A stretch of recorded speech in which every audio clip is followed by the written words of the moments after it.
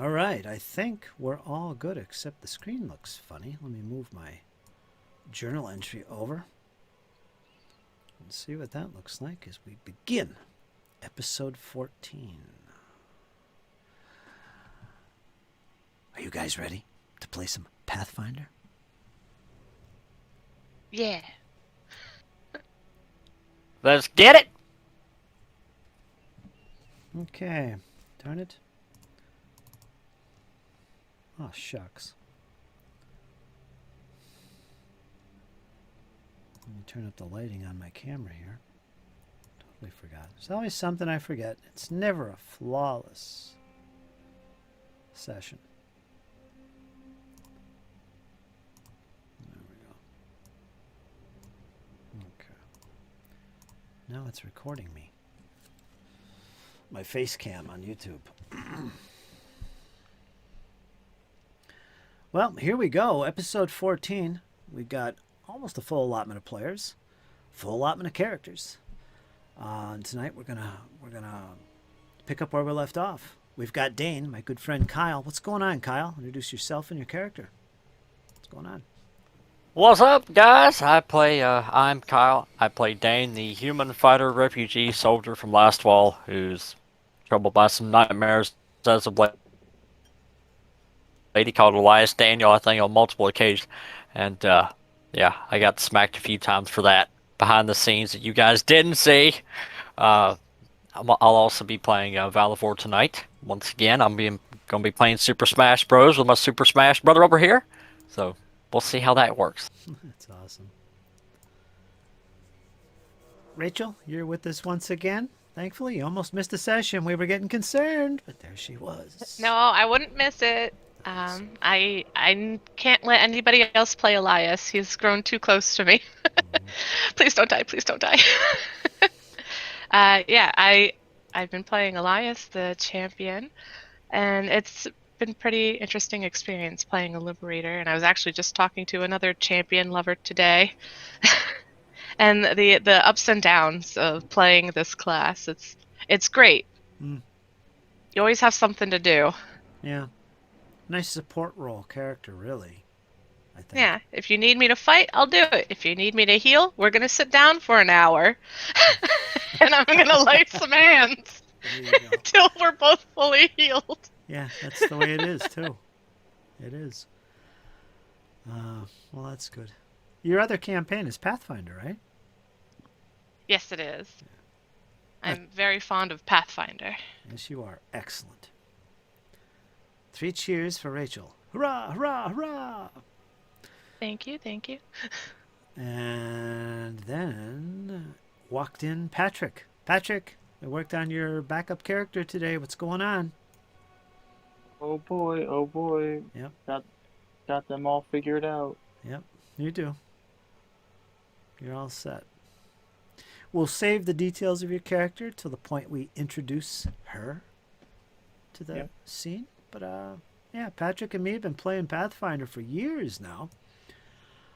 Pathfinder 1E, we started playing in Sandpoint a long time ago. He's been in a lot of my...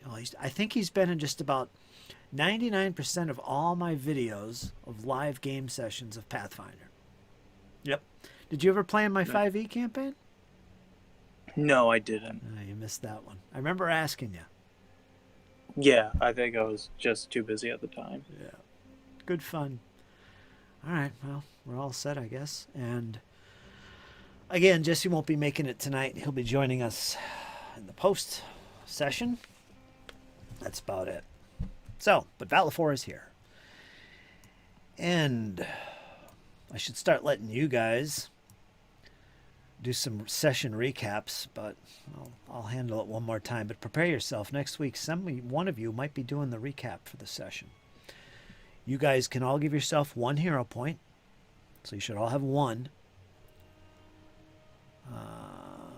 Yeah, 1 hero point to start the session.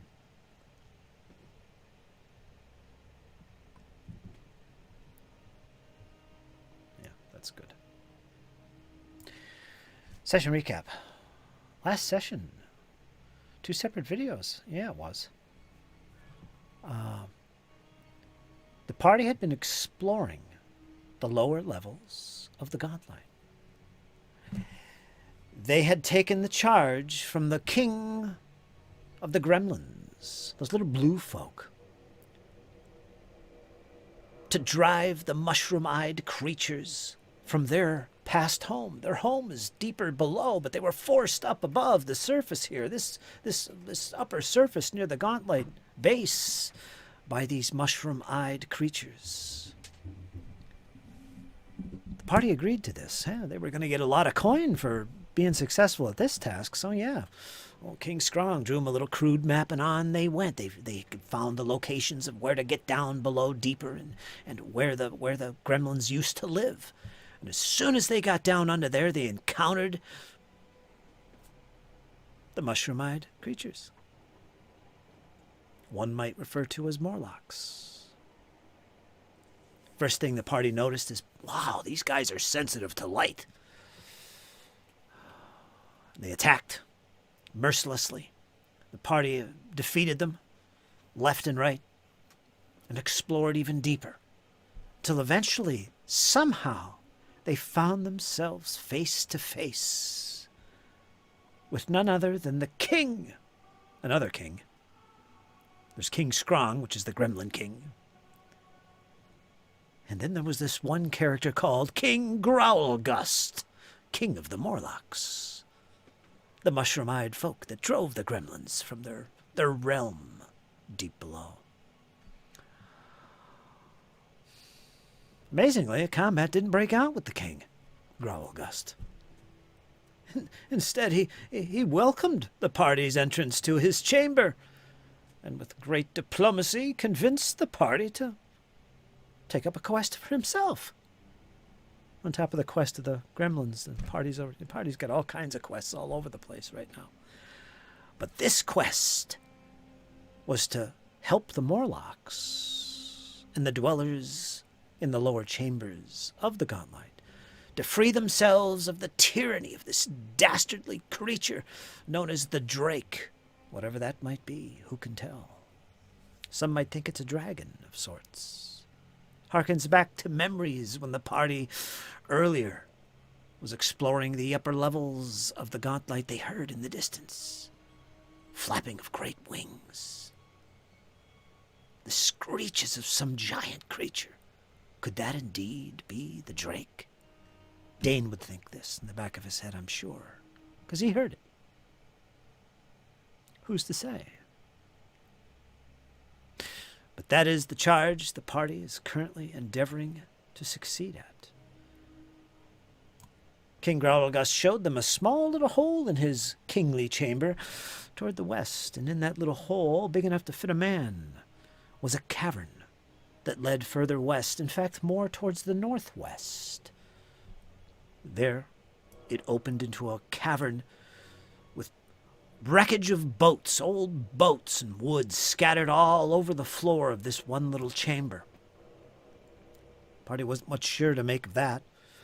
They stepped carefully between all the wood and timbers and sprawled out before them. And they found a chamber heading to the east, or a corridor, I should say. Not a chamber, but a corridor heading east, as well as continuing further north. The north corridor looks most appealing at this point because there before them, maybe 10 plus feet, looks like another pond, water, mud, and also what looks like a giant footprint of some creature, a scaly creature at that. Could that be the Drake? Perhaps. The chamber to the east, or the corridor to the east, is actually a set of steps going up about 10 feet. The party has not explored in that direction at the moment. Instead, they're very much interested in pursuing the northern path, which is right here. So, with that, let me get the marching order. Dane, you're almost always in the front. I'm just the sacrificial lamb. Mm-hmm. I believe Elias was in the middle. Zion, and of course Velafor bringing up the rear. At least that's what I think we'll go with.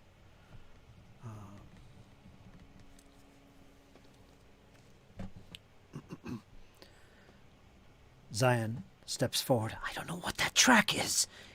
Look how big and scaly it is. I don't know. I'll watch the rear. You guys move forward. Zion quickly takes the rear of the marching order.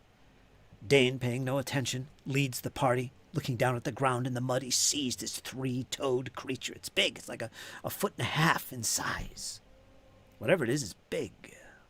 And I think one of you folks made a check to identify it, and I revealed some extra info. It was indeed some type of drake, as it is referred to. So it's not just a nickname. It's actually a creature known as a drake, at least among normal folk. That's one of those drakes. I believe one of you made a check for that and discovered that. You know who you are. I just don't remember. Yeah. Was it Dane? I think it was probably never I mind. was I think it was doing Zion. some searching around there. But I think Zion was the one, because I think me and Zion both rolled for it, and I think I scored Oh. pretty poorly. Yeah. Because all I got was, you're staring at the mud, and that's all you see. Oh, yeah.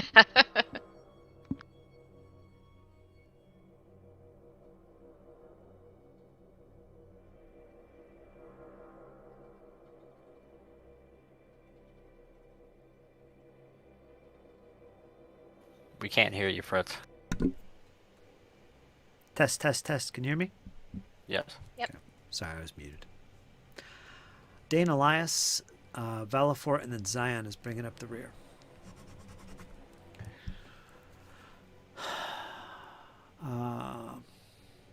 Dane, you have a torch.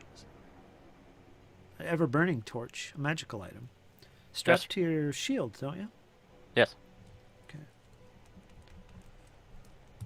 And I don't think anyone else has a light source except Zion. Yeah.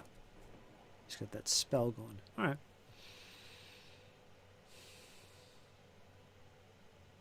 So if you guys look at the map, you'll see about 10 feet in front of you, there looks like a little drop-off. That's a little drop-off. You can see it. It goes down a few feet.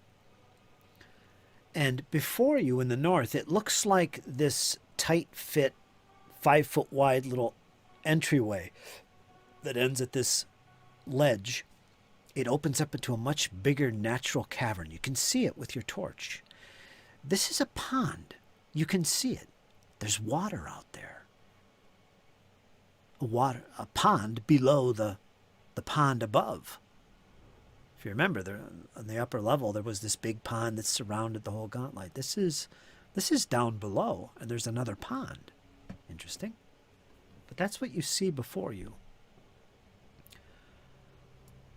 What would you like to do?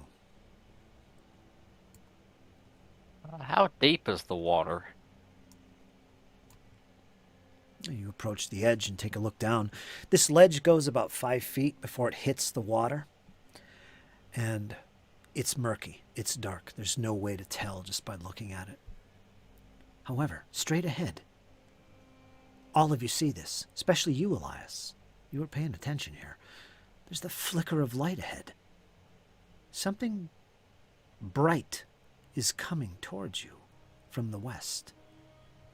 If you look at your map, you'll see that part of this cavern is actually leading to the west. You see light coming from that direction. What do you do?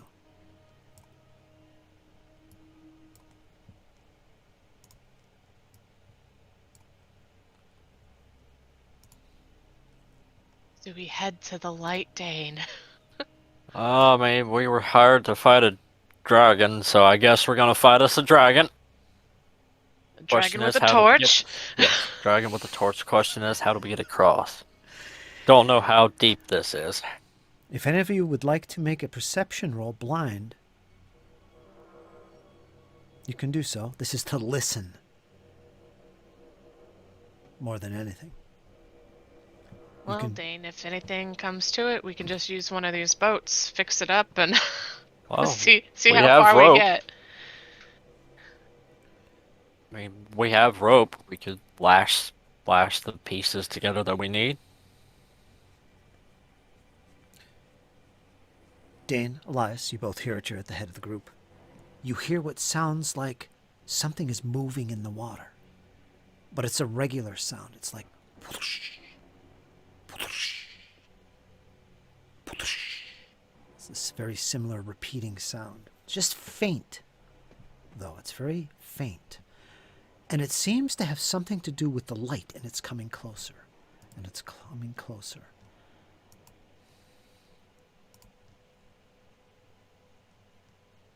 I would like to raise shield as a reaction.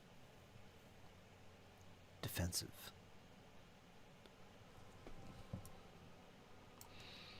Where is Dane right now? He's at the head of the party. Is he in the water? Okay, right there. I'll Still take on the ledge. I'll take a step into the water and gradually walk in to see how far it gets. There's a 5-foot drop before you get into the water. Are you going to slide yourself down into the water? There's really nothing to hold on to. Yeah, I'll attempt to hold on to the rocky edge, but yeah, I'll slide into it as if like getting into a really cold pool, like a little hesitant, but you gotta do it.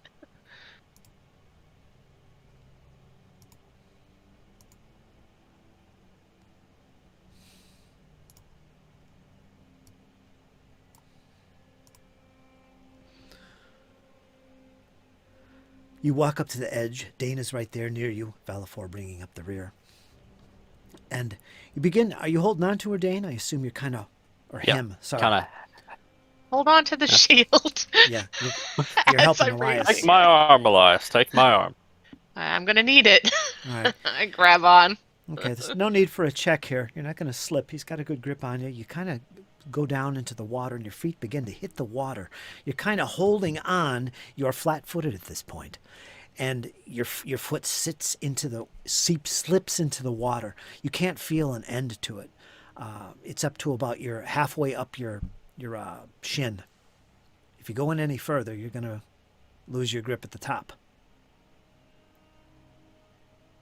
If you want to see how deep it is, you're going to have to take some swimming lessons. I'm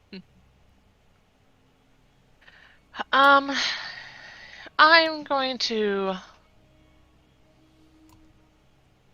dunk my head in, I guess. You said it's murky, right? Yes. Like very thick. And as this is happening, there right to the west at the corner, you see what looks like a small boat. It's approaching. There's somebody in it. Dane, you can see them. Now, you're in a precarious position here.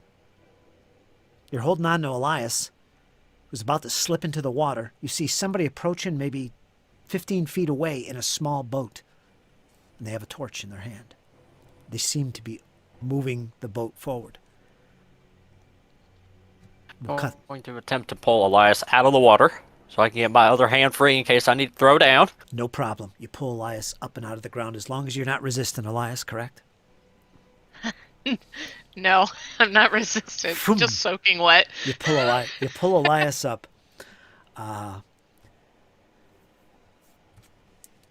on a second. Let me try and memorize a new name.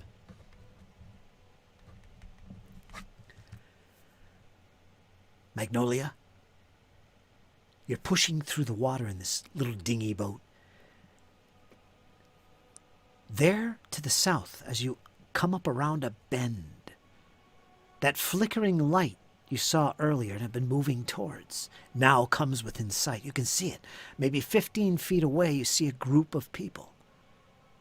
Not sure who they are, but they could be the ones. Well, we'll leave it at that. Do you continue to push forward with the boat? Can I see how many people there are currently? You see about 3, maybe 4. Then I will slowly begin to push forward closer toward in the yeah.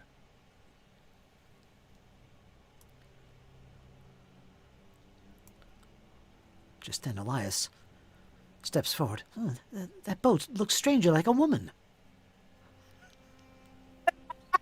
State your boat- business then. I'm sorry. I don't have a boat marker. Just talking about tiles earlier. Anyway. Mhm. All right, this is what you see, Magnolia.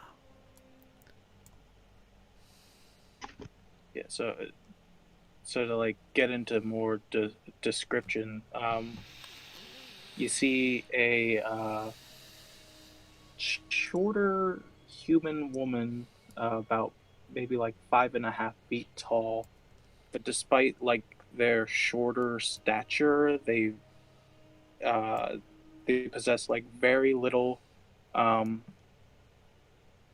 in the way of like protection besides their like chest and like main torso area. Um, but everything else is like free and available to be moved around freely. And you can see long blonde hair that is uh, that drapes down and is braided around their neck, in and like hidden behind. The rest of it is hidden behind their leather hide armor on their chest. And on one arm, you can see a long sword tattoo on their right arm, and on their left arm, you can see a holy, like, sun circlet tattoo. Um, and they have some sort of long uh, hammer-like object upon their back.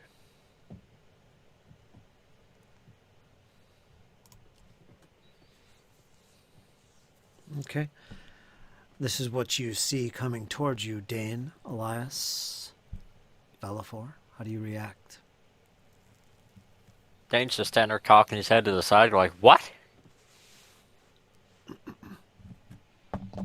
Elias just screams out, "Hello, is anyone out there? Are you hurt?"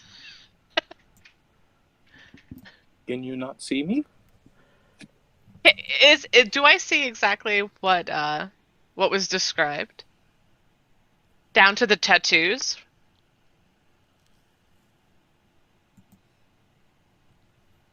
Can you guys see his token? Yes. Okay, Yeah. just to make sure. Oh, well then, I think then scratch the who's there. Just the, who are you and did you need any help? Why why are you here? you guys, he's only about, at this point, only about maybe 10, 15 feet away in this little boat. That's where the corner is that he rounds. And he comes right into clear view. I mean, this is the bright vision zone of your torchlight. And plus, they have a torch as well. So everything is brightly lit. And you do see this woman dressed in the way she's represented. And she's coming in this little dingy boat. It's a small little boat. Maybe one or two people at best can fit in this thing. It looks kind of ramshackle. But it is serviceable. And she's pushing along with a little makeshift oar in the water, looking towards you guys with torch raised. I don't know if you could see the tattoos, but yeah, she's as described. Hello there. Nice to meet somebody else here. What's your business in these ruins?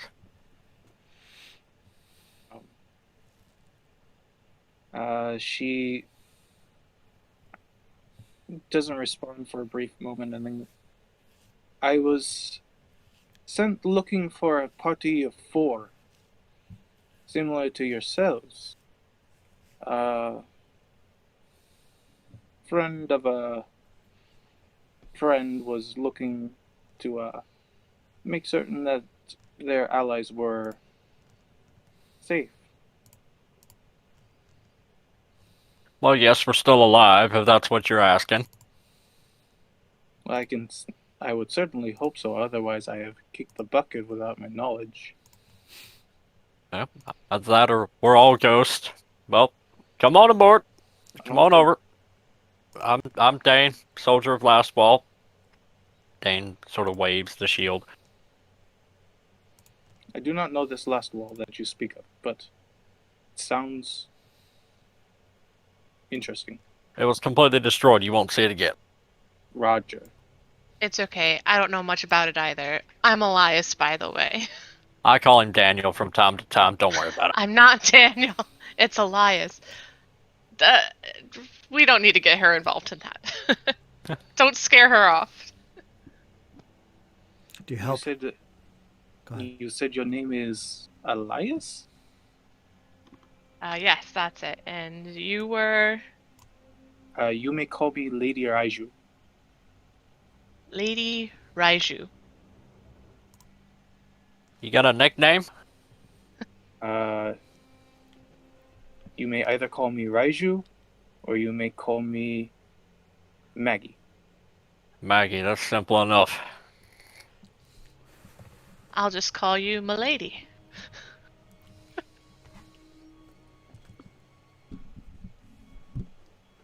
Respect a person that honors nobility. Right, so you guys help Maggie up out of the boat and onto the shore at this point, correct? Having this conversation, this greetings. Yeah. Yes. So where have you come from? She turns around and just like points over to like another wall and goes, "There was a small cave over there, connected to some sort of like dock boathouse system." But How long have you been down here? currently about 6 About a day. Less than- hours, yeah, maybe about less. 6 hours. 6 hours at max. Alright, so you've just gotten here. What do you think so far? Have you run into any trouble?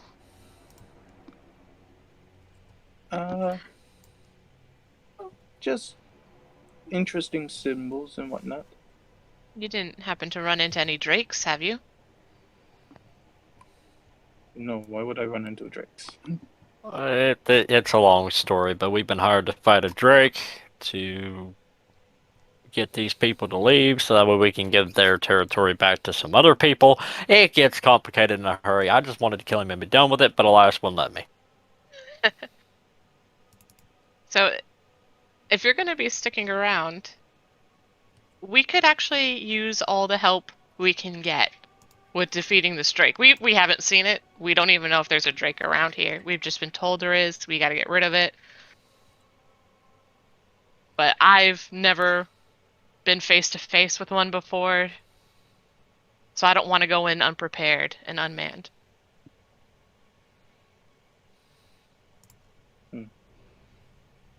Well, I can certainly provide martial assistance. You do look like the fighting type, and I look at the weapon, and now I bad look at the hammer? tattoos. Not a bad looking hammer, that. It certainly made its way into some knucklehead skulls before, but nothing bad or anything like that. Nothing that needs to concern you. I didn't ask. I prefer blades myself, but I can sling a hammer pretty decent. I've got my poker here. She pokes him, he pokes him, I stab him, slash him, and I guess you're going to be hammering him. So, it's a party. If I ever saw one, yep.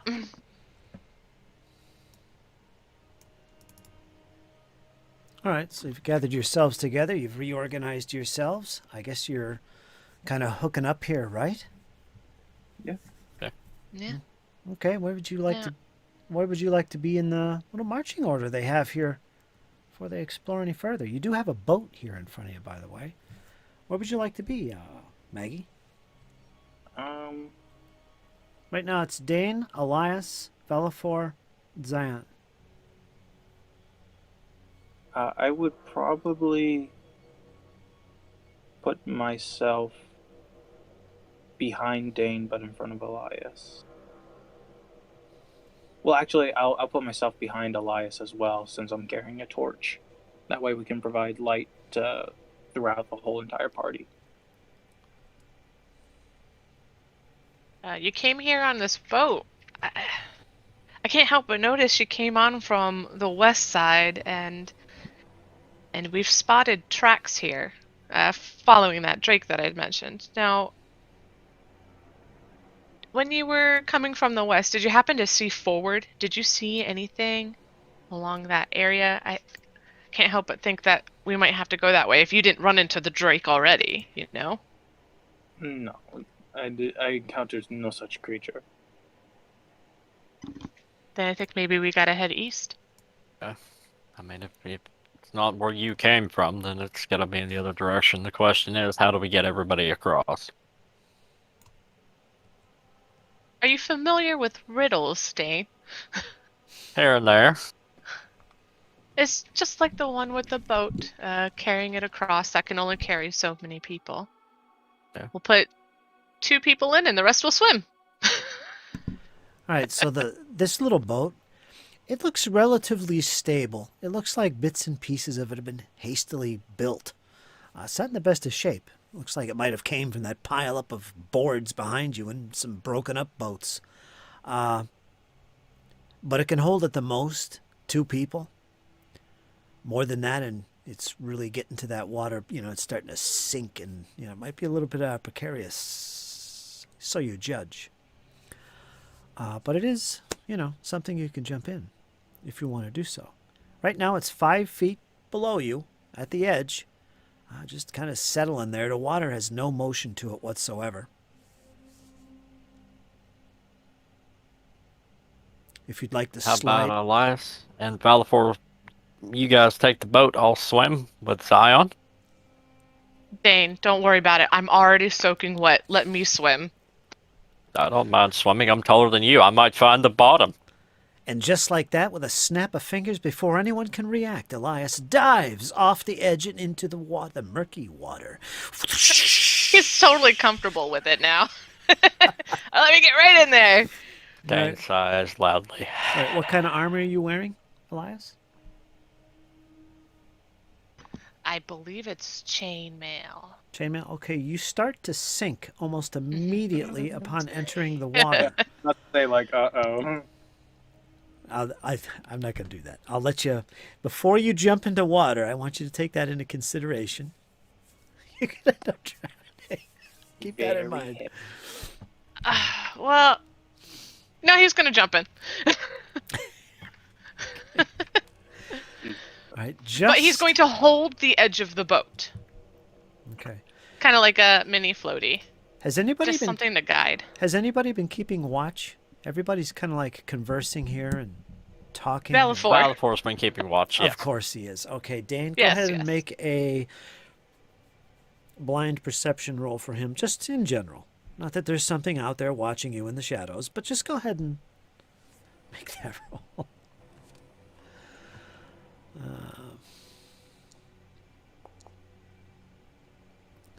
There's an eerie silence. You all feel it. The hairs on the back of your neck suddenly start to alert you. The conversation ceases. Magnolia, you sense it as well. Elias, almost ready to jump into the water.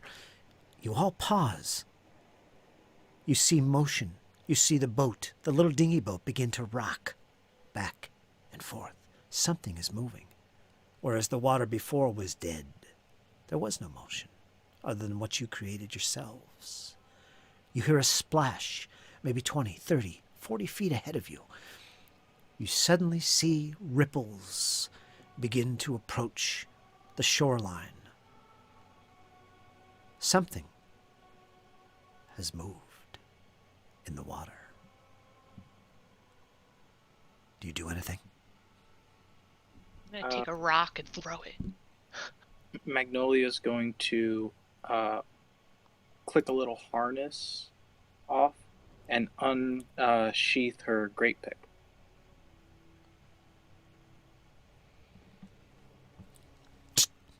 It clicks.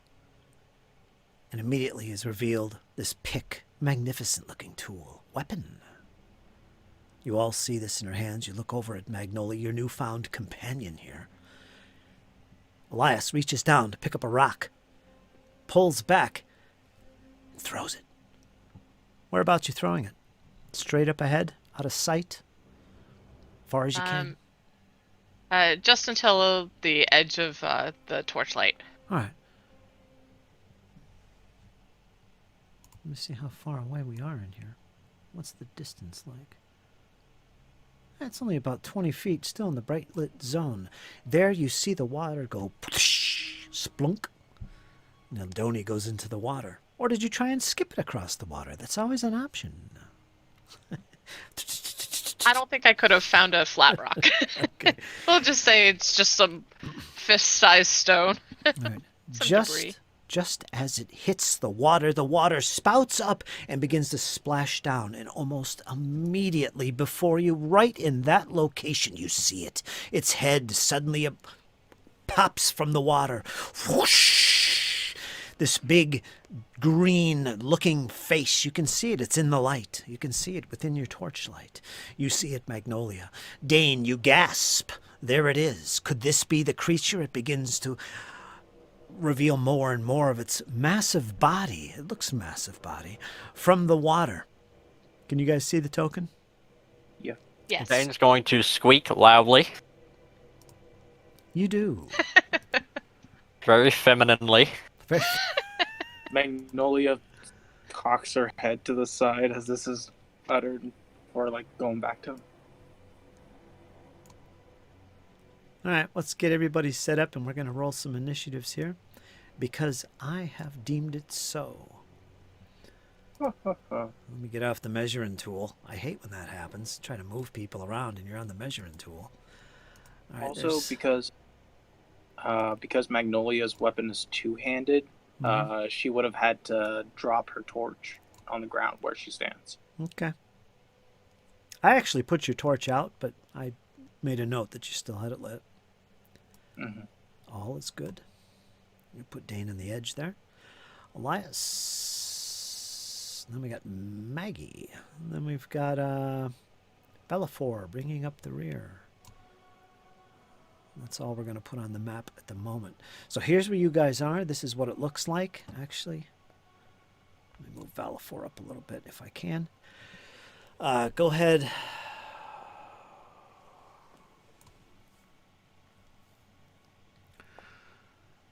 Do I have to put you in the combat tracker? Or is it you already in there? Looks like everybody's in there already. Yeah, everybody's in there. Huh. That's nifty. Okay. What's Scion doing? Hovering in the shadows. Okay. Better get that syringe ready, Zion. We're gonna need it.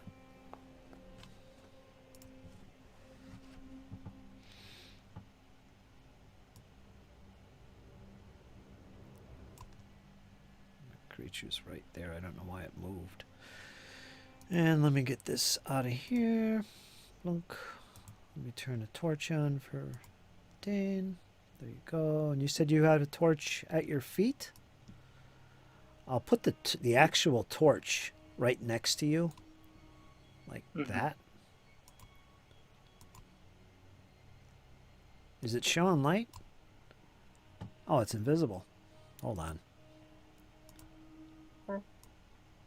I'll put it right here next to you on the right. All right. Dane, this horse-sized head comes up out of the water. You see, it's green and it's scaly.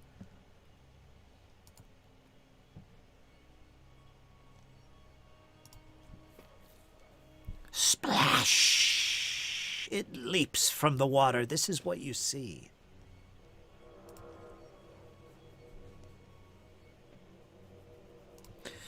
You see Oh, joy. Yeah, you see this creature pop up out of the water. You're first. your uncanny abilities of warriors got the jump on this guy. So what do? You got a torch in one hand, sword gripping another. Dane's gonna whisper to Elias, I don't think I can grapple that. I can. Let me at him. Looks pretty wet and slippery to me. All right, you have 2 I'm actions. I'm already soaking wet. Okay. Oh my, Fritz. My. You put me in a tough situation. Yes, I did. You are welcome. Oh, joy. I'm gonna free action plant my sword in the ground in front of me. Okay. Take 1 action to drop my shield. Okay. I'm going to take 1 action to pull the bow off my back. Okay. 'Cause I have a bow. Yeah. Then my last action, I'm gonna shoot it.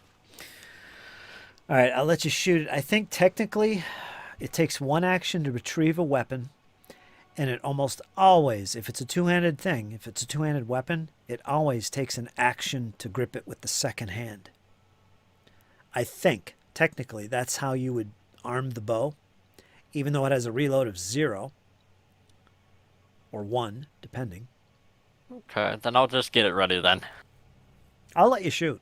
I'll let you shoot. Okay. I'm thinking you were particularly on the jump with this thing, so let out 1 shot with that bow. I want to see how good you are. Well, within the 24. 24 is going to hit. You hit. Fa-toom. It sinks deep into the neck, we'll say. Measly damage. I mean, absolutely measly. A nice solid 2 points of piercing damage. All right. So there we go. It lets out a scream. Elias, you hear this scream. Kind of shakes you a little bit unnervingly. What do? Your friend Dane has pulled out a bow of all things. Look at you coming prepared. Soldier is always prepared to meet the foe on any given field. I shouldn't have expected anything less. I'm going to take an action to drop my backpack. All right. Falls to the ground. I still have my shield and my sword. I'm going to jump into the water. Well, you are eager to take that dip. All right. All right. Is it going to be an action to jump in and then swim, or is it...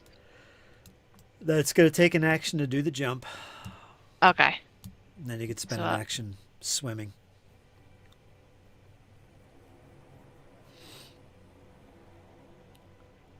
So I carefully leap into the water like a graceful swan that I am.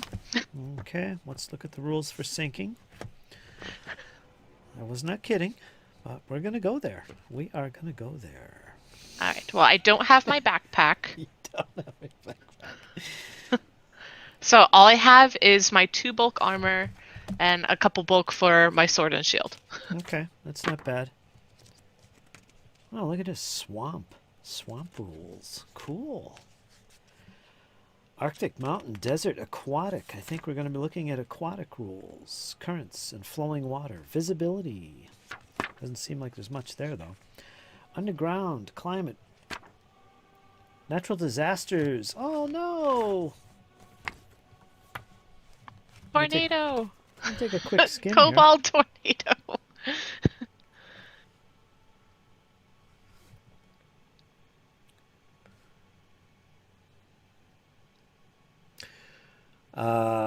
PCs in an aquatic environment need a way to breathe, typically a water-breathing spell, and must usually swim to move.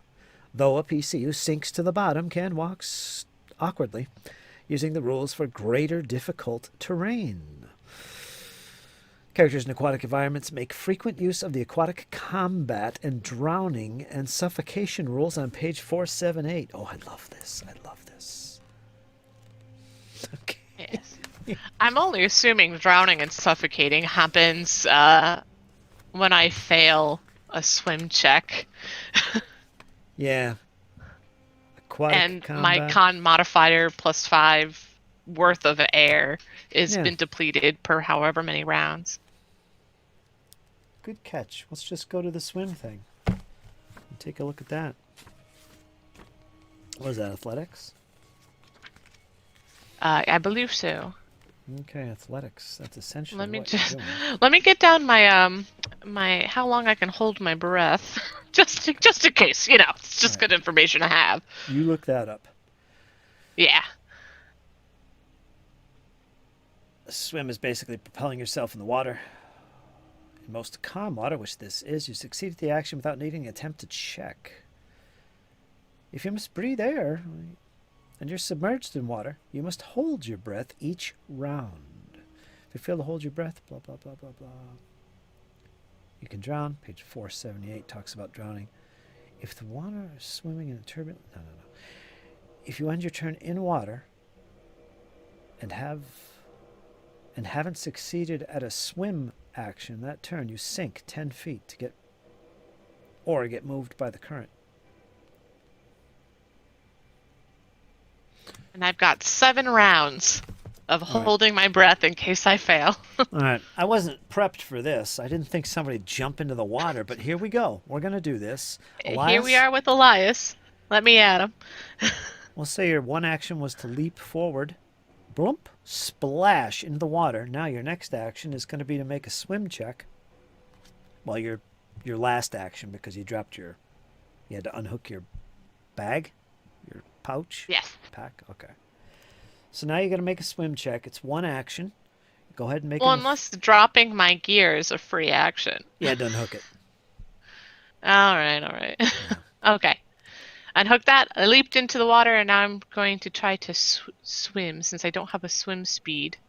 I'm assuming the way that works, like say on my next round, I'll make a swim check and then stride, since I don't have a swim speed. Well, we'll find out how far you move. It's based on your actual check. So go ahead and make the athletics Oh, check. wait, yeah, you're right. There's a whole table and everything. Yep. All right. Come on, GM. Awesome.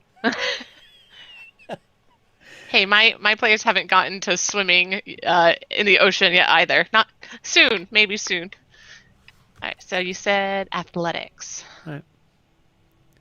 PC shouldn't be too bad. It's not rough water. You don't feel a bottom to it, though, when you jump in. You literally sink, you pop up briefly, and now make your check. This is important. Public. We all want to see this and get a cackle. Ooh, I got 11.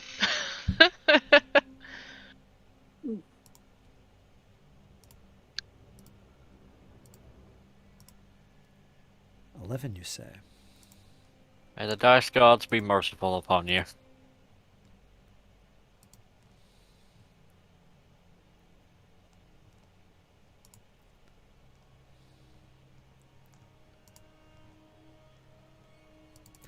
Well. There. All right, 11.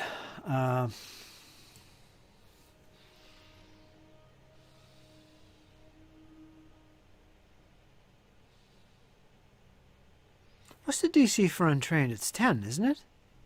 It's 10. 15 is trained, 20 is expert, 30 is master, 40 is legendary. Yeah, those are the default Yeah, it's simple something DCs. like that. 10. Yeah. All right, so yeah, you just managed to emerge pull your head above the water and make your swim. So you can move. That was success. That says you move through the water 5 feet, plus 5 feet per 20 feet of your land speed. Total of 10 feet for most PCs. I am most PCs. So that would be 10 feet. Let me unpause the game. There you go. You can move 10 feet forward.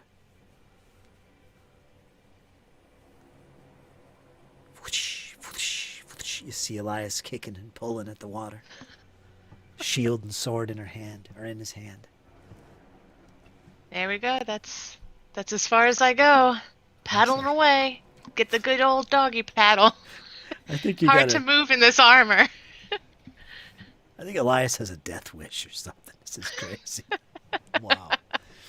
All right, and with that, we're going to move on to the creature. Oh, its name is showing. Darn it. That's because it's unique. It didn't give it an adjective. It gave it its name. All right, so now you know it's a river drake. I think you can see that, right?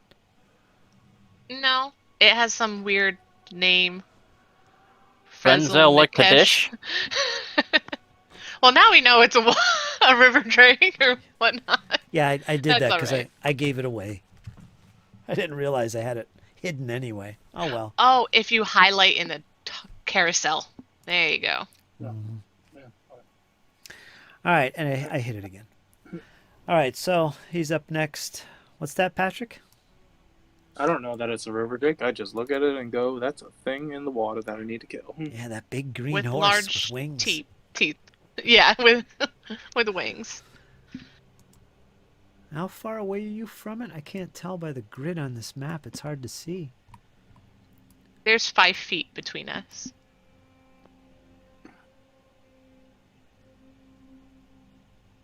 Center to center, you're 5 feet away. So you, oh no, 10 feet away. So yeah, there's 5 feet gap.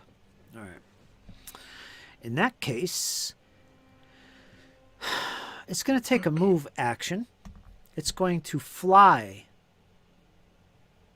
pretty high up into the air as far as it'll go. Now, this cave opening, let me double check how high the ceiling is in here. It's about 10 to 15 feet. I should have read this. Ahead you can see the cavern. It opens up into a much larger chamber. The ceiling's some 10 to 15 feet above. Where you stand, Dane, right at that ledge, it's actually really cramped. It's, well, not really cramped, about less than 10 feet high in here. Okay. That's not really cramped. More like about 5 feet high, so you have to kind of stoop. But once you get to the edge, you can stand up proper and do your thing. And it's about 10, 15 foot high in this actual cavern. All right. And that's what this creature does. It flies, and you can feel the beating of the wings and the water splash on top of you. And even catch you briefly, Dane. In the distance, you can feel it pushing up out of the water and some of those driplets of water splashing on you as it's about 15 feet above the water surface. I think I could put this on the token. Oh yeah, it did. It shows up as plus 15 feet. Cool. So for you GMs out there, if you right-click on your token, I don't know if you can see this as a player, but as a GM, when you run the games, on the left side, there's usually a bunch of little values or icons that you can click. One of them is a cog, one of them is a targeting symbol. Another one you should see is a blank space to write a number. That's where you can write, if something is flying above, you can write the distance, how far up they are. Or if they're burrowing under the ground, you could put the distance as, negative 20 feet if you wanted to. And that's what I did here. Again, you have to be a GM. I don't know if you could see on the creature's token, at the very top of it, it says plus 15 feet. I don't know if you can see that. We do. Okay. That is pretty cool. Yeah, that's how high up it is. And again, right-click the token, and on the left side, there'll be a little blank box you can write a value in. It's the first time I ever used that. That's pretty cool. I like it. All right, so it did a stride action, flying up right to the ceiling at this point. Its next action, it pulls back. It's going to spend 2 actions to do a caustic mucus and spew it from its mouth. And it's heading right... Let's see where folks are. It's aiming for you, Dane. Oh joy. Let me verify this. I'm going to check my oracle because it does see Elias swimming toward it aggressively. Yes, add that aggressively. Nope, it's going to go for Dane and the rest of them back there. So you kind of lucked out there, Elias, unless it catches you within this giant splash. He spits a ball of caustic mucus towards you, Dane, and it just explodes in a 10-foot radius, or a burst. So it's centered on you. That means, let's see who it catches. You can use the measuring tool for that, actually. So 10 feet from him. It's going to catch everybody, including... No, no. That includes Elias. It hits everybody by centering on you, Dan. This big blast, this ball of green, slimy mucus comes flying towards you. Memories of acid stir your memories for some reason. So everybody is going to have to make a reflex save. Public.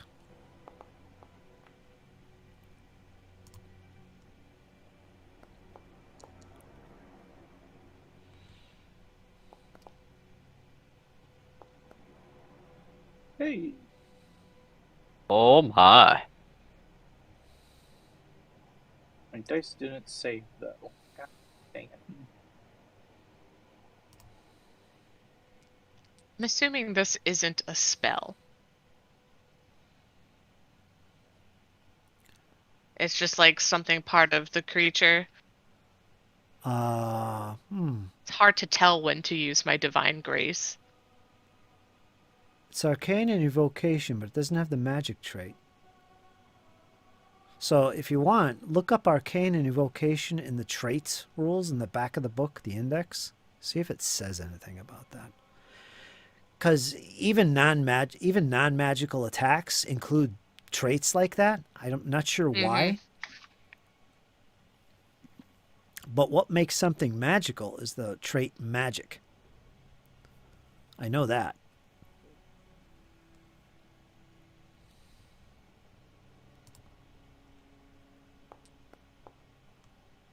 How many times have I rolled and I've not seen it show up in the chat? What's going on here? I'm gonna spend the hero point for Valafor. So if it has the arcane trait, it says anything with this trait is magical. All right, makes sense to me. Well, the same thing. Yikes. Yeah, I rolled the same flippin' save after spending a hero point. Wow. Well, Valafor, I tried.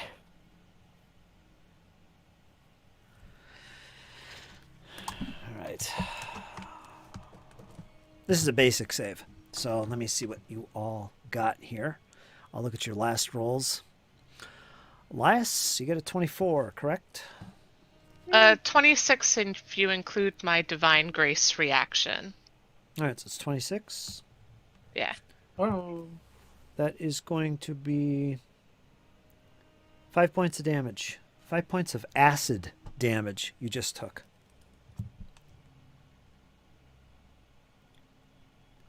Valafor got a 14 savings throw. Yeah, and burnt the hero point and got a 14 again. It's 10 points of acid damage as it covers him particularly well. Dane, you got an 18 on your save. 27. 27? What is that with modifiers? Yeah. 27? Reflex throw. 1d20 plus 9. I got a 27. What am I looking at?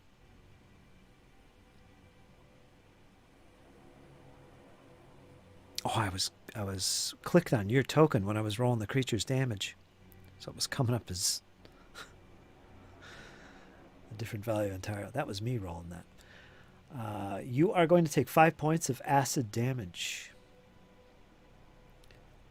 Maggie, Yeah. Your quick reflexes. You dodge out of the way, completely avoiding this caustic mucus. Valifor, protect me. No damage. Yeah, that's exactly what happened. Balfour just got hammered. Yeah. Okay. And it's done. Those are its 2 actions. That wasn't so bad. That was pretty cool. So it basically reared up, flew up to the highest point of the ceiling in this cavern as Elias is swimming and kicking forward aggressively. Dane can't believe his eyes and what's happening here, and he looks up, and all of a sudden this big blobula appears in front of his face. He tries to dodge out of the way. He does, mostly, but it splashes behind him heavily, and it covers Valifor, who screams. And your new friend Maggie flips out of the way just in time. Zion's nowhere to be seen at this point. Next, we have Valifor, who is now covered in this stuff. It burns! It burns! Yeah, he's screaming. Where did Oh, this... joy. Yeah. Oh, my.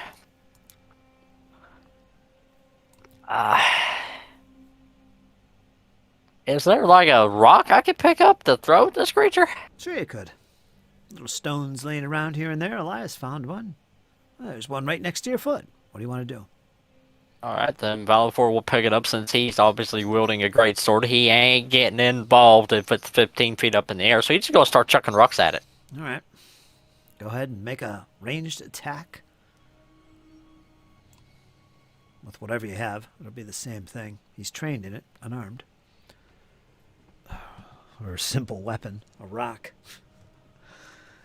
28. 28 will hit. Let's see if it's critical. Oh, man. Almost. Almost a critical hit with a rock. That's great. I love when that happens. All right, roll damage, D4. Bludgeoning damage. 7 points of 7 bludgeoning points. damage. It screams. With a rock. Oh, so painful. You definitely got its attention even more, Valifor. All right, he hits it with the rock. It impacts. He has 2 more action. Well, 1 more action. 1 to pick up the rock, find it, and pick it up, and then the attack, and then he's got 1 more. 1 more He's gonna action. find another rock for his last action. All right, he picks up a nice, big, heavy Donny this time. He's ready. All right, next. Magnolia. You're still on your feet. You managed to get out of the way of that horrible stuff. You see Valifor, he's covered in this nasty stuff. He let out some screams, and he starts throwing rocks at the creature. You don't have a clear view to it, but yeah, there it is. You can see it now.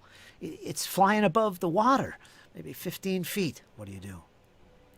You got to kind of move forward at this point to see it clearly. Valifor got hit. You avoided it. Remember, the ceiling is a lot lower here. Yeah. But it can still see you, and you can see it. But the angle's getting tight, so keep that in mind. Maggie might charging.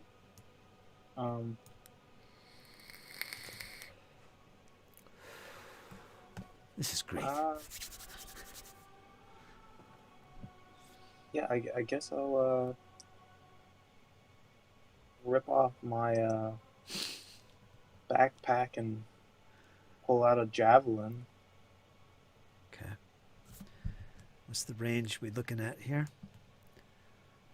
30. Okay. And what's the range you commit of the javelin? The javelin is 30 feet. All right, you're well within then, or just within. You're not penalized from where you stand. So 1 action to pull it out and ready it. Did you say you pulled off your backpack? Your javelins, yeah. I'm going to assume you're actually tied on the outside of your backpack, where you can grab them, kind of like a sheath with a sword on your waist belt. I think your javelins would be readily available, strapped to your back. You just pull back and draw it. Yeah. So that's an action. Okay, so that's 1 action. Right, to draw it. Then attack. Before I throw it, I'm gonna go into a rage. Ah, okay. One action to rage. Ah! Oh no. Dane, you hear screams behind you again. It's not Valifor, is it?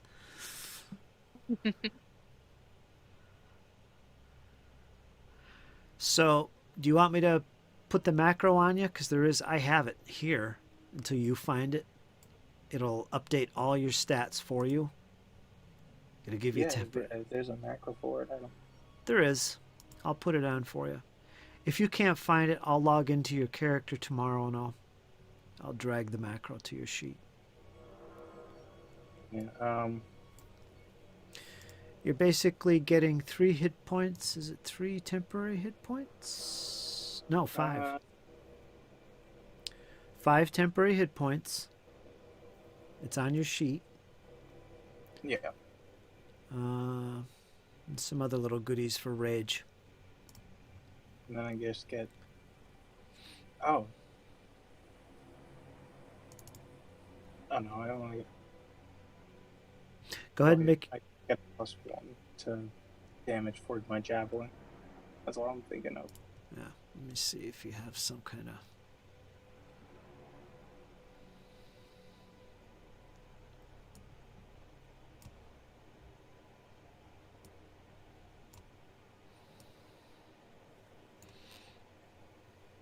Range attack. Yeah.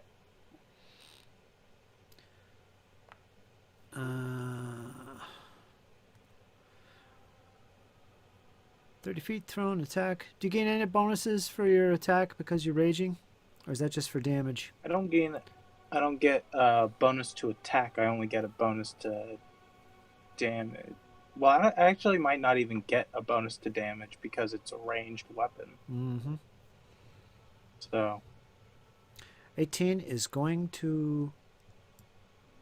Actually... No. You missed by 1. You just missed. Do you... Rachel, I'll ask you this because you GM games. Do you reveal your rolls, your attack rolls made by monsters and NPCs? Do you reveal them to the players? No. I actually just revealed my first roll today because I was just messing around on Foundry with couple of friends. And I'm like, they didn't believe me when I said an animated broom hit them. yeah. So I showed them the roll. Good memories of the animated broom. I remember that incident with Farley Tell. Yeah. Yep. That's always fun. I don't usually show the rolls either. I don't like to. I like to keep as much secret and suspense as possible in a game. But Yes. there is a thing, and we're talking rules here a little bit, but there is a thing regarding reactive shield for fighters. And then there's another skill called dodge that I believe rogues have. It's a feat. Oh, nimble dodge. It's an amazing feat. You know all about it then. Well, I have a rogue. Yeah. to utilize He's never it, used it, though. He's never used it, but it's such a good one. well, to utilize it, there's 2 ways of looking at this. If the GM doesn't reveal the role of the attack, the player never knows if he's going to use it or not. But the thing is, there's already penalties to using the damn thing, nimble and reactive, to begin with.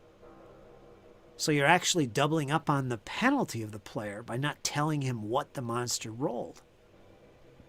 So They just have to know whether or not they're being targeted. So I'll tell them straight up, so-and-so targets you. And then they have to, as a reaction, use it. And if they don't end up needing that reaction, then it's used up because your character was anticipating said attack. So with nimble dodge, it's just when a creature targets you with an attack and you can see the attacker. And the bonus is a +2 to your armor class? Mm-hmm. So if they got past that +2 anyways, it's kind of like how Divine Grace, how I just used a +2 on a reflex save. I didn't really need it, but I had to tell you I was using it before I did that reaction. Hmm. Like before I made the roll. And correct me if I'm wrong, Kyle, but isn't reactive shield, I'm looking specifically at yours now for some reason. Doesn't that say you can use it if you're hit? Yeah. What's it called? Reactive shield? Reactive Yeah. shield. Yeah, that one says it specifically says for the trigger, an enemy hits you with a melee strike. I have to And- be hit with it. And then Yeah. what's the other one? Nimble dodge for the rogue? Yeah. Yeah. Nimble dodge. Huh, I didn't notice that it was different that way. Nimble dodge trigger. A creature targets you within its. Yeah, Okay. so well, one, you've definitely been hit, and the GM verbally says this, versus the other one's like, yeah. all right, he says I'm being targeted, but like, have I really been hit yet? Yeah. So that's an easy one. That's not a problem. It's the reactive shield that's an issue if the GM reveals the die roll of the attack or not. Okay. I'll think about it some more then, Dane. I'm still not convinced I want to reveal my rolls. I'm good with it either way. I know you are. All right. Anyway. Javelin, you got an 18, and the javelin goes flying over Elias's head and smashes against the wall behind the creature up above. It misses, just barely, went between its wings. You have another action, or do you? No, I don't. Because I used my last action to rage, or I used an action to rage. All right, mark off a javelin. It has Yep. been shattered. Dane, once again, we return. What do you do? Well, it's flying in the air now, so maybe I can hit it a little better. Okay, you got the bow out. It's within your range, increment. You go ahead and take a shot at him. 27 minus 2, because it's within 30 feet of me, so 25. Is that a longbow? Yeah. That's right, longbow. Volley. Okay. That is going to hit. Roll your normal damage. Once again, you strike true. Big five. Points. 5 points of piercing damage. It screams in pain and agony. Ah! You hit me, Dane. All right. Well, it's not going to get any better, because we're going to try to do it again. All right. I think the rate of fire is 1 on a longbow. It takes an action to reload it. That's fine. And you have one more action. That is an attack. Go for it. I'll double check this in case I'm wrong. No, not good enough. Not good enough. 10. Big 10. Oh. Don't forget to mark off your ammunition. That's 3 arrows. Uses it automatically. It does. Does it? No kidding. Yeah. Really? As soon as I equip the arrows, it uses it automatically. And if you have more than one arrow type, you can switch to what one you use. It's great. Wow, we nerding out on Foundry. Yeah. Longbow. Longbow is reload 0. Oh. Okay, so it doesn't. You can fire again. You'll get 3 shots. Uses arrows. 18. Oh, so close on that last shot. It looks like you pierced its wing, but nothing. All right, another arrow gone. Good. Fantastic. Keep draining your resources. Elias, you're swimming aggressively. What do you do?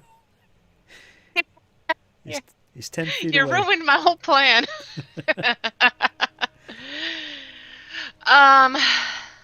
This will be another check right off the bat. You gotta swim. Yeah, we'll not get rid of, but do the swim check. If you fail, you'll probably sink. Keep that in mind. But go for it. Make that athletics check. Ooh. 26. That's a critical success for you. Oh, woohoo. So what does that say for swim? Critical success. You'll probably swim a little further. That's about it. Yeah, I think it's just maybe another 5 foot. Yeah, critical success. You move through the water 10 feet plus 5 feet per 20 feet of your land speed. A total of 15 for most PCs. Okay, so where would you like to go? Remember, it's 15 feet in the air. Well, I can't swim upwards, so. That's Twitter talk. Twitter talk.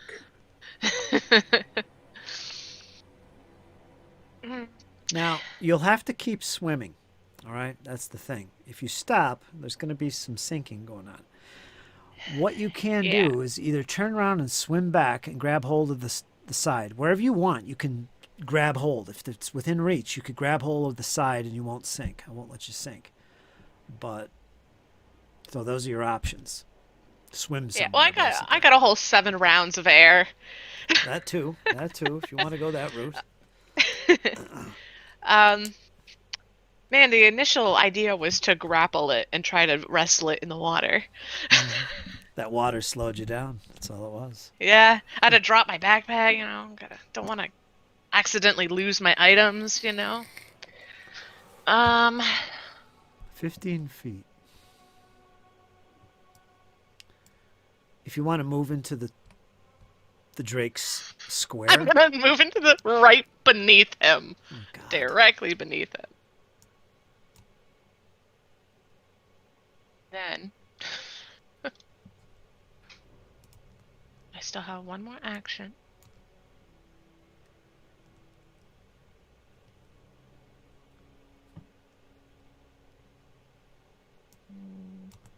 We'll assume you're right underneath him. Are you close to an edge?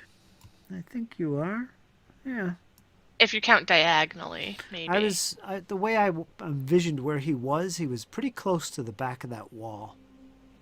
So I'll let you grab an edge if you want to, and you're still directly under him, 15 feet. So you've got 2 more actions. You just swam a little bit. What would you like to do? You won't sink. You have a sword and shield in your hand. How you're swimming with full gear and armor, well, I don't my know, but shield's you're doing strapped, and I haven't taken out my weapon yet, so that's still sheathed. Okay. So I've got my arms. All right. And I'll just exhaust this last action to lay on hands on myself. Okay. I can't imagine it requires too much concentration, and I've already succeeded my swim check. Go ahead. So that's the end of my round. Let me do my little lay on hands. 6. All good. The Drake sees you, Elias. It peers down below its feet, and it sees you down there. Let's see what it does. It is totally aware of you. All right, 15. So 15 feet away. Okay, the old caustic mucus, and then we've got It's got to fly too, right? Mm-hmm.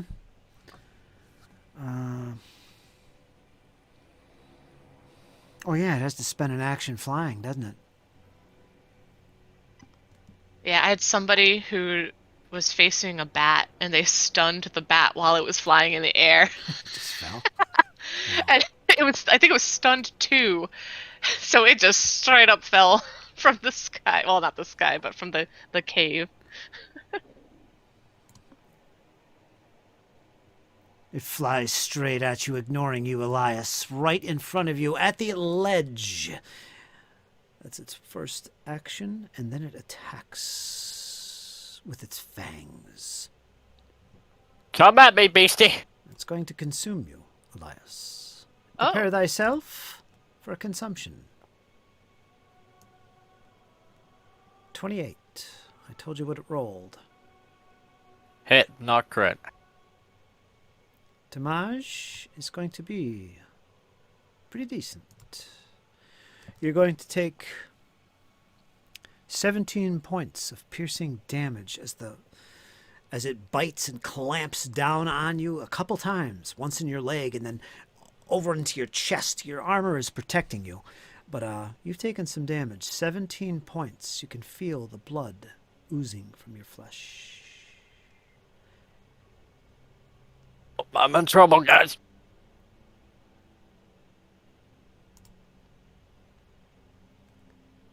And then its Uh-oh. third and final action will be a second attack. It whips around with its tail, which comes up out of the water towards you, Dane. You feel the wet tail slap against you, and you fall hard against the side of the wall. What's your armor class? 19.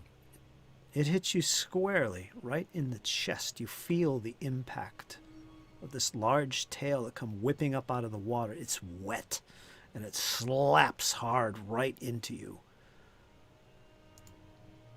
Let's roll some damage for its tail. You're going to take 7 points of bludgeoning damage. Move, attack, attack. Ooh, I should have used that other thing there, but we didn't do that. And that's it. Its turn is over. We're going to go to Valifor. So, Dan, you're currently engaged. Elias swam out towards the center there. Out of her reach, the dragon, or the drake, sets. Flying creatures are a menace, I'm telling you.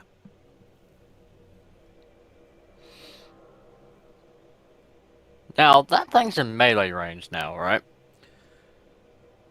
For Dane, Update. but not Elias. I don't think you can occupy that space where Dane is, so Valifor can't even get close. Yeah. So Valfor's gonna keep throwing rocks. Okay. Chuck 'em and tuck 'em. 1T1. All right, that's going to hit. Solid. 1d4 plus strength, 4 which is points of 3. damage. 4 points of damage. It's going to take one action to find another rock, Yep. and then another action to throw another one, so go for it. Yep. 18. 18, he hits again. No, we just missed. We just missed, actually. That's a miss. The water goes, or the rock goes flying past Dane and splashes into the water. You see the rocks coming at you, Elias. Somebody's lobbing donies. You threw a rock, looked for another one, threw another rock. Okay, you're done. Next, Magnolia. Yeah, he's done. Good one, Dane. Good one, Kyle. I won't. Would I be able to? Because I know it's a very tight around this area. Would I be able to throw another javelin from where it is? Yes. Okay. The Magnolia is going, still raging. By the way, she's just pretty much shouting profanities, pretty much just like, "Come closer, you winged lizard!" Ah! I got you. I got you. Throw another PG-13. javelin. Okay.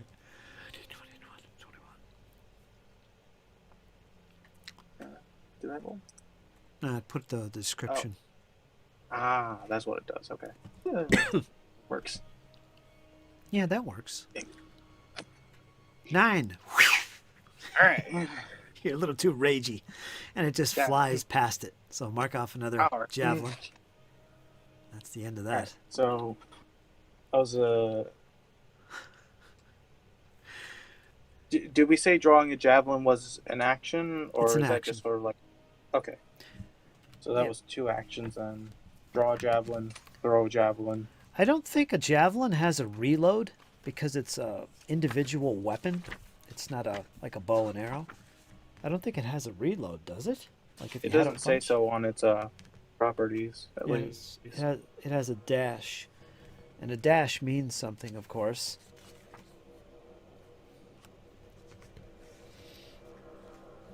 Reload. It says. This can be a 0 if drawing ammunition, blah, blah, blah, blah, blah, blah. An item with an entry of dash must be drawn to be thrown, which usually takes an interact action, just like drawing any other weapon. So, an action. Reloading a ranged weapon and drawing a thrown weapon both requires a free hand. It's important to remember this stuff. Switching your grip to free a hand and then to place your hands on in the grip necessary to wield the weapon are both included in the actions you spend to reload a weapon. So you don't have to take that into, you don't have to worry about it when you're reloading. But you're not reloading. This is a drawing action, and it will always be a drawing action. Yeah.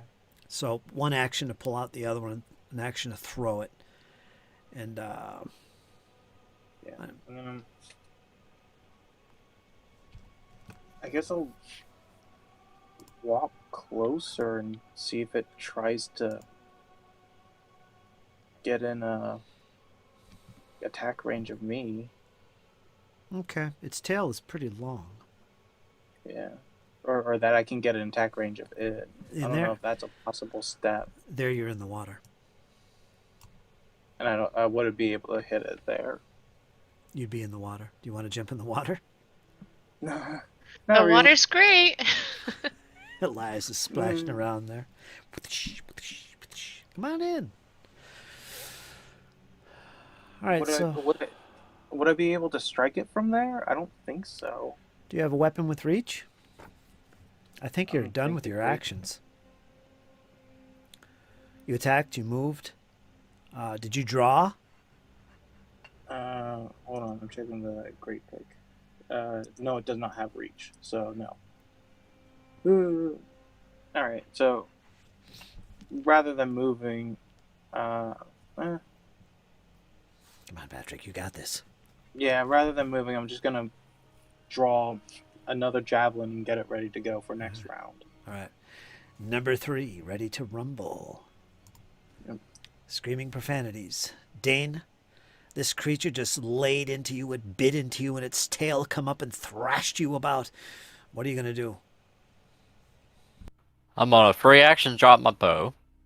Going to spend an action to retrieve my longsword. All right, it's right there. And then I'm going to attack this thing twice. Okay, you got it. 2 actions, 2 attacks. 27 on the first one. You connect. Right when it's pulling away after lashing at you with its tail, as it turns about to face you, you connect. You manage to slash it with your blade.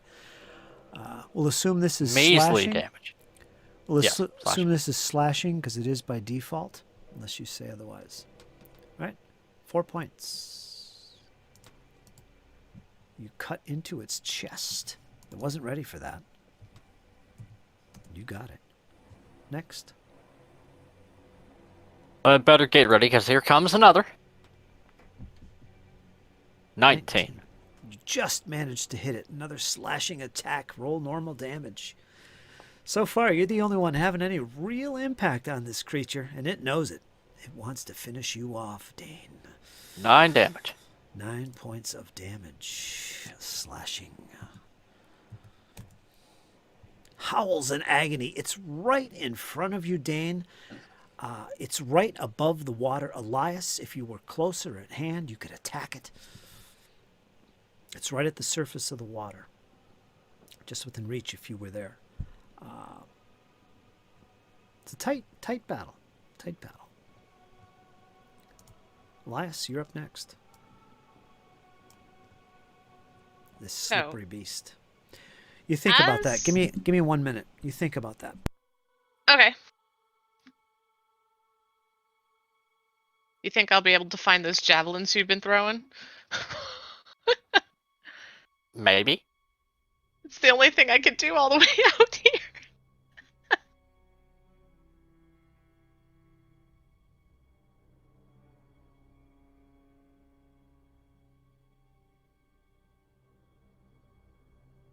I don't know, but I'm hurting in a bad way. Yeah, next thing on the list has got to be to get closer to you, just so I can use my reaction. Got 3 HP left. That's all I Oh got. my god, dang, get out of there. Okay. Dane Don't doesn't make me run, use your Elias. healer's tools on you. Yeah, but Dane doesn't run. Yeah, but there's a difference between running and going behind to catch your breath, essentially. Yeah, you're regrouping. He should be aware of the saying, you know. The thing can win the battle, but you'll win the war. I don't know. All I know is I have 3 HP and I'm whacking it.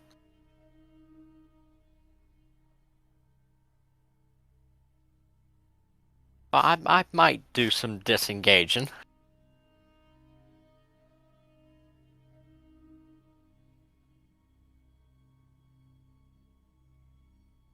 See, this type of situation is what happens when we leave Farley back in town. Somebody gets maimed.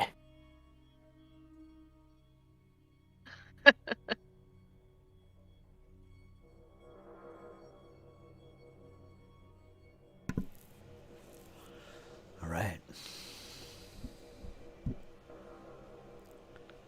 What's the plan here? Welcome back. Thank you. The plan is to look around and see if I can find those javelins that have been thrown. I assume they came whizzing my way. or are stuck. They shattered against the wall or disappeared under the water. Alright, well, I don't think I'll be able to see under the water, so I guess I'll just swim. Okay. And make sure I'm close enough to Dane to somewhat protect him from, like, 4 damage. Okay, make a swim check. Ooh. Yay! All right, so you I got a maxed it 20. out. Another 7. critical. 15 feet, I guess. Yeah, so... You've... where is it? Swim. You make no progress. Oops, failure. You move through the water 10 feet plus 5 feet per 20 feet your normal land speed. Usually 15. That's a critical success. Now the creature's still 15 feet above, right? Where'd your token go? I'm above the creature. Or above / below. Really below. Oh, you're underneath, you mean? At least on my Yeah. screen, you're underneath the guy. I can't Yeah, see that's your why I token. asked if he's still flying high, like if I can be below him. All Or right. if he lowered his height. Let me think here. If you swim right underneath him, he's still above the water. He would be the equivalent of 5 feet away. So he's right within striking distance. He's just far enough away that it's like he's adjacent. Okay, he's still hovering above the water. Alright. I guess now's as good a time as any to take out my sword and at least get one hit. Or Alright. try to. All right, one. You draw the sword, and then you attack. Alright, so swimming is a move, so I can use my... I won't have any modifiers for anything bad happening, so I can get my +7. I get a 24. Piercing? Yeah, I poke.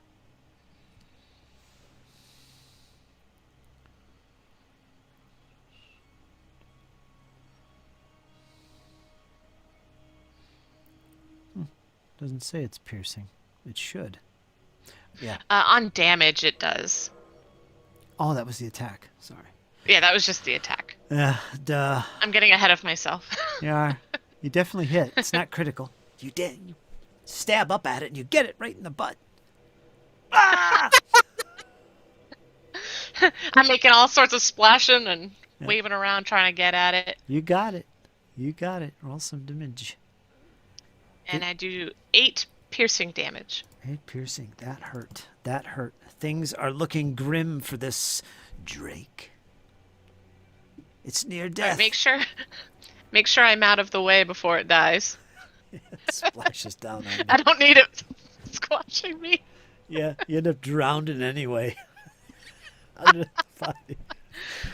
What a strange twist of events that would be. Okay, you're done. And it's time for the River Drake. He looks desperate. He was going to attack you, Dane. He was really set on finishing you off. And he really... Come at me then. But then he just took this blow from below. And I'm going to roll fate here. Let me think for a second. Decisions.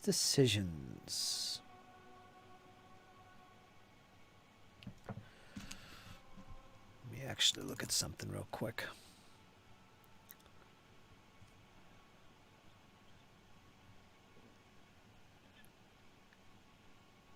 Okay.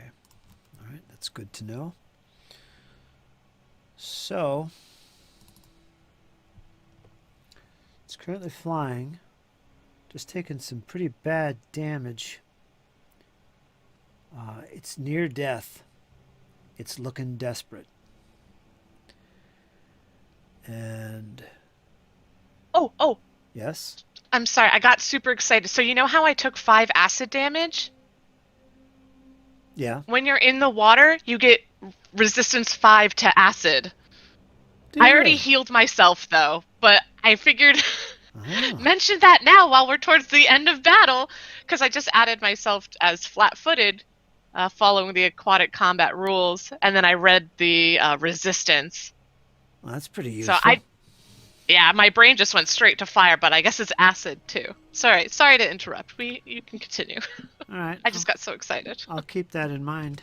You do have a earned bonus somewhere for that.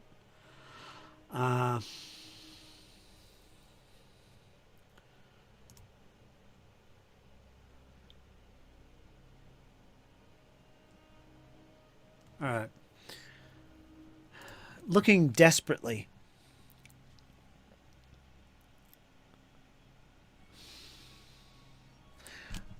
Darn it. It's going to do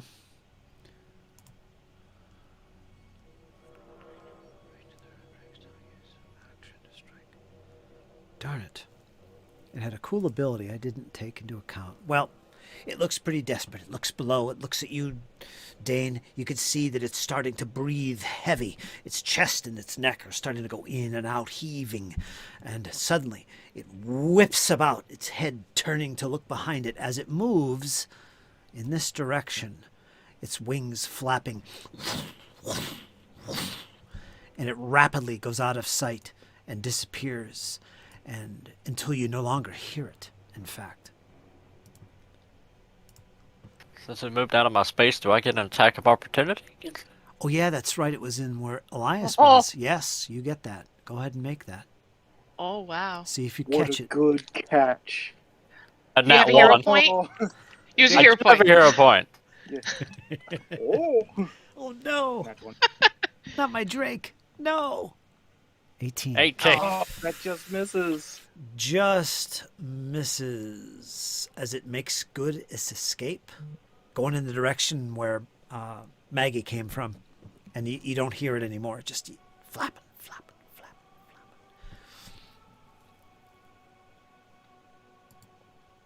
Almost got it. All right, so what I need next is Valafor. What do you want to do at this point? There's really not much you can do, even if you jump in the water and try and catch him. It sounds like he's pretty much out of sight. So what I'll do at this point, we'll end the encounter there. Take us out of initiative. And once again, silence descends. You no longer hear the creature.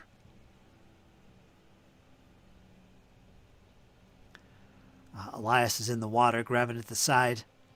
Dane, Dane will lean over to help her up. you're leaning over in pain more than anything at this point. There's blood dripping into the water. Yeah. You help. should patch yourself up. She comes out, or he comes out of the water chewing on a power bar. All right, so there we go.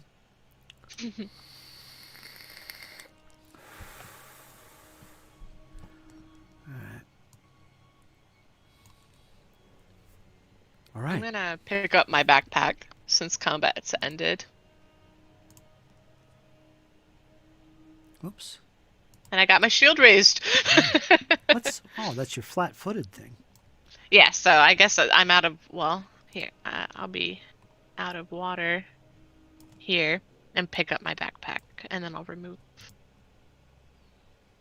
There we go.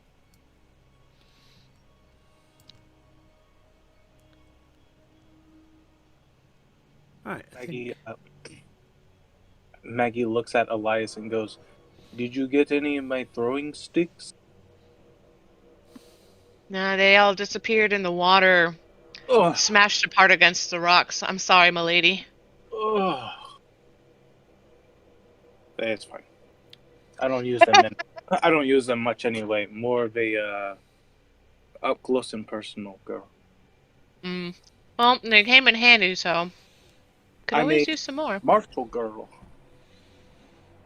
Marshall Gurgle. I look forward to seeing you in battle, up close. As long as it's not flying or away, I'll kill it. All right, so That's pretty much our motto here. pretty much. You fit right in. All right, Dane, you're looking pretty bad off. Elias helped pull him up out of the water, all soaking wet. Gathering your gear, looking at your situation at the moment. Valifor wiping himself off from that gook. He took some damage as well. The creature is nowhere in sight. It's quiet. The water is settling once again. The boat is a little bit distant from you now. It's about 5 feet out. Probably caught in the wind of the flapping of the creature's wings. Pushed it back. There's a torch at your feet. Maggie, your torch, if you'd like to pick that up. Don't forget. And yeah, what would you like to do at this point? That obviously was what you were looking for. That was a drake. Dane is pulling out healer's tools. Okay, let's go through healing then. The healing ritual, we'll call this. While he does that, I'm going to focus. Yep, 10 minutes. And it takes 10 minutes to actually use the treat wounds. So whoever wants to do that, go ahead and make the roll. And who is your target? DC is 15. 17 on myself. You get 2d8 back. 2d8 hit points back. And you're immune to that check for the next hour. So figure out what you could do, Elias, in the next hour while you do this. Well, actually, no, hold off on that. You don't want to sit here for an hour, I don't think. Yeah, I'm like, I thought it was just 10 minutes, but... It is 10 minutes. All right. Dane, 6. So 6 hit points back. Okay. What are you doing, Maggie, while they're doing this? Yeah, not too much. Maggie's just sort of picking up their great pick, getting it reattached to their Okay. body and ready to go. All right, Valifor, you're next. What are you doing?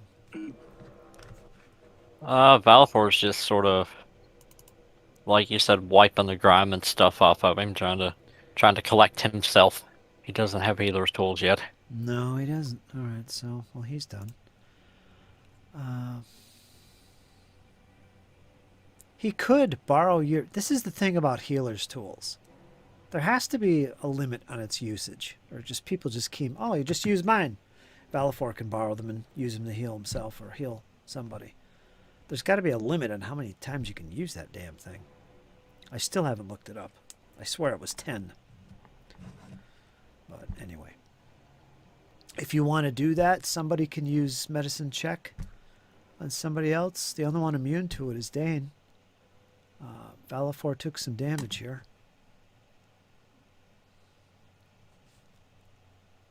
Or use Lay on of Hands. Or heal Dane. I'll let you guys figure this out. I'm done. Go ahead. If it's been the 10 minutes, then my focus point has returned, and I'll actually use it on Dane. Go for it.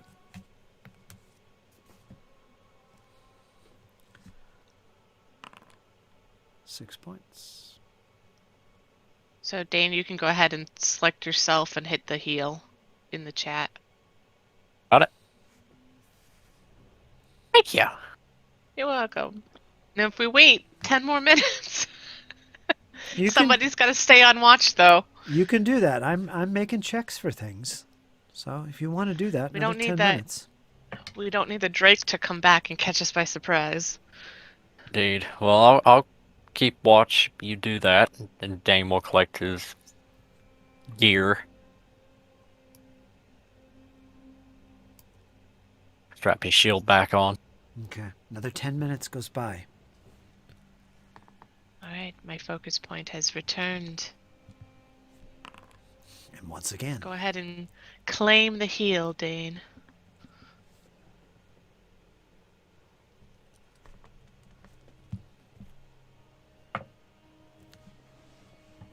I think we need to pursue this thing. It looked pretty badly beat up. Yeah, we don't want it running away, though, and leading us directly to a pack. I don't know if these things hunt solo or together. Actually, can I make a nature check? A what? Nature? Nature, yeah. For what? See if they the nature of the beast. Are they solo hunters? Do they have families, nests, things like that?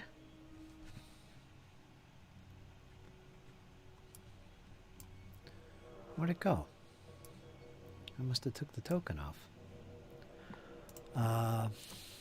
Yeah, you could definitely try something. I am untrained. Well, let me see what it would be. I'm pretty sure it's going to be nature.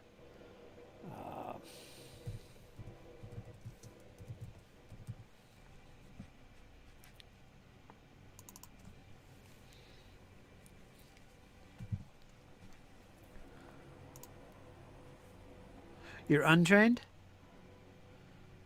Correct, untrained.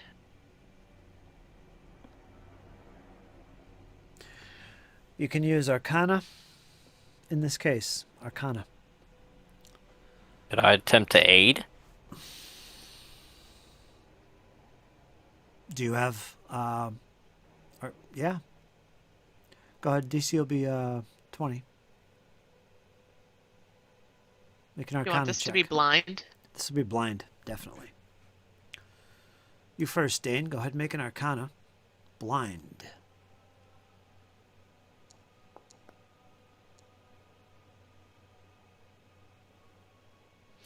Okay, Dane or Elias, go ahead and make your Arcana. Unless you have a lore.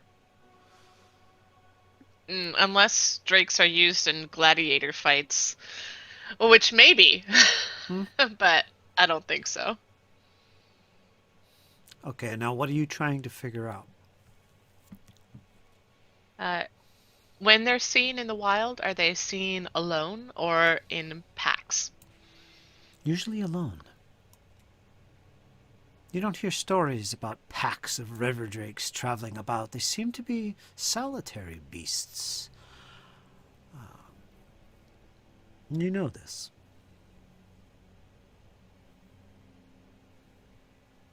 If you wish to pursue this, Dane, I'll be right behind you. I don't think we'll have to worry about running into this thing with friends. Oh joy, like one's not bad enough. Yep, let's just take care of him and then return to Growlgoss. Galgus. Yeah, I Growlgus. present him with the head, and then if he does some funny business, we'll add him to the hit list. He didn't ask for any proof, did he? He just We're killing a dragon, Elias. I'm taking the oh head for a trophy. personal trophy. Huh. Not every Wonder day if- people get to kill a dragon. I'm taking advantage of it as far as I can go. I wonder if you keep it, you'll be able to sell it back at town. It would make a nice trophy at the bar. That's what I'm thinking as well. Plus, it kind of used me as a human chew toy, and I want revenge. Yeah, it almost got you. It was gonna eat you. Understandable. All right, so the boat is Alright, now- about 5 feet in front of you. If you want to retrieve it from a distance, somebody either has to dive in or something long and kind of pull it towards the shore. If you want to get in the boat and pursue the creature, that's an option. Option 2, Anybody everybody. got a grappling hook? I actually do have a grappling hook in my bag. I'm Oh, pretty boy. sure. So do I. Maybe we could use that to latch on to the boat and drag it over. Oh, I am wrong. I only have rope. I have the grappling hook. Hooray! You do not disappoint, Dane. You've got everything in there, don't you? Everything but ale. Oh. Real- Okay. Real quick, Fitz. Since I would have known, like, I'm coming into, like, a cavern, dangerous situation, would I have been able to, like, purchase a healing potion or two and put them in my backpack before I left?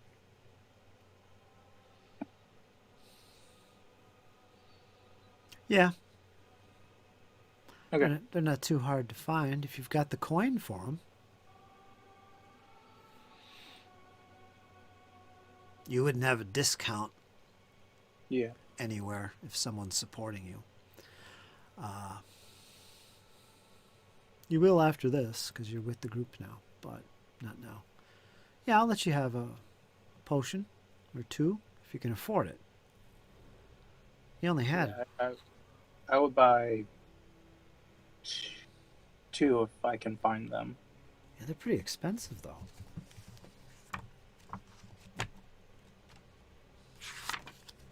Yeah, 4 gold pieces piece. Which knocked me down a lot. Minor healing.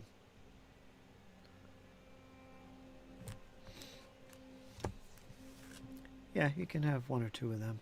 Just because you would be prepared. I mean, you did. Well, we'll save that.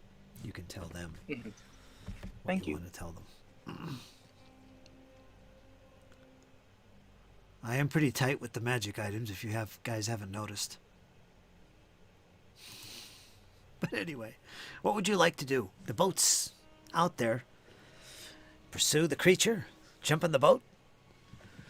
Yes, I have a grappling hook. I would like to hook it and pull it closer to us. No problem. No problem. No check required. You can pull that boat back close to shore at the edge. And 2 of you can hop in.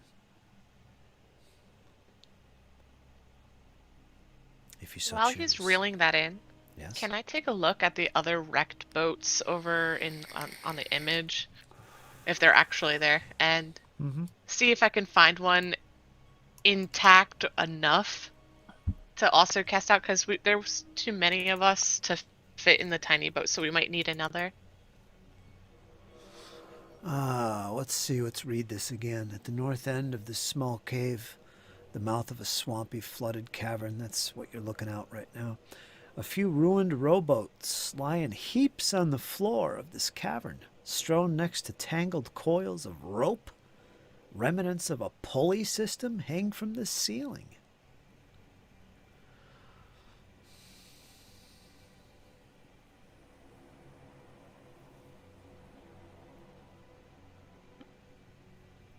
I'll try to salvage what I can. Okay. Looking at my notes here. Mhm. Several swaths of disturbed earth litter this muddy floor between this cavern and where you stand now.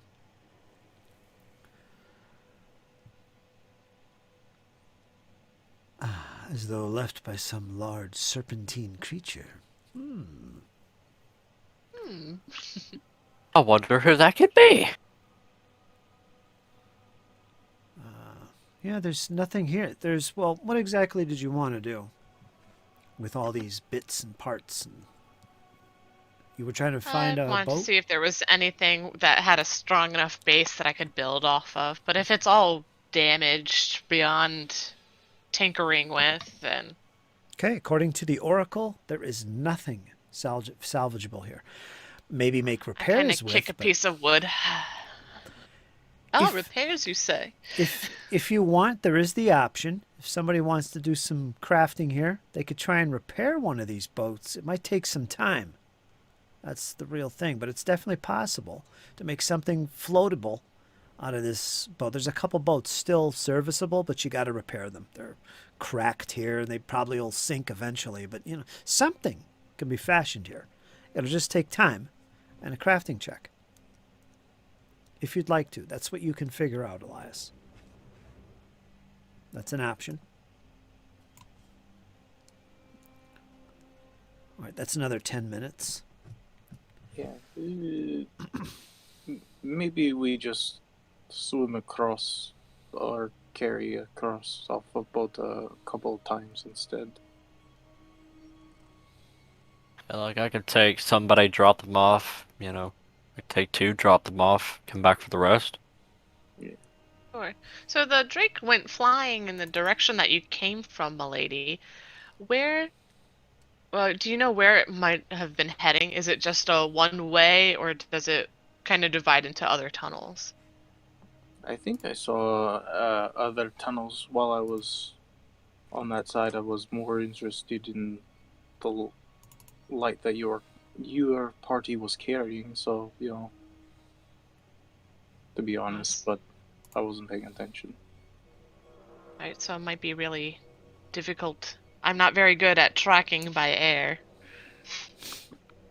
Well, it is bleeding, Elias. It's got to leave blood trail somewhere.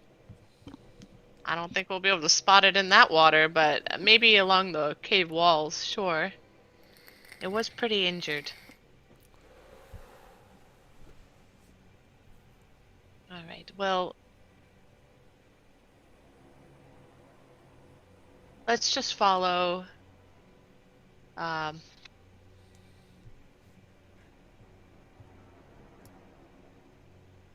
wrote it down. Lady Raiju? Yes. Let's follow your plan. Okay, that is Couple at a time. similar plan as Dane. Alright, yeah. So who wants to go first? Let's take our heavily armored friend here, and she knocks on Valifor's heavy armor. Tung, tung, tung, tung. Hey. All right, so two of you are going to get in the boat, the launch, the dinghy, and you're going to float out there, destination unknown. Who's going to go jump in the boat and explore and see what your options are from that point, and who's going to be left behind? I think Valifor was going in the boat. Okay. Yeah. I think you should join him, Dane. The characters, You've got that the bow player with is you. near. Sit up, Valifor. Alright, so Valifor and Dan are going in the boat. Okay. And we're going to pursue where we saw it fly up to. Alright, ladies and gentlemen, we'll be back in a few moments. So what I'll do is I'll use let me use the party token to represent the boat. All right. So everybody can see. You can holler back. I assume that's how you're doing it. The other two are at the edge, and you guys are out in the boat, Dane and Valifor. And let's see. You should be able to see to the west now, I believe. It's very dark over there and murky. Let me turn off my GM vision here so I could see what you see.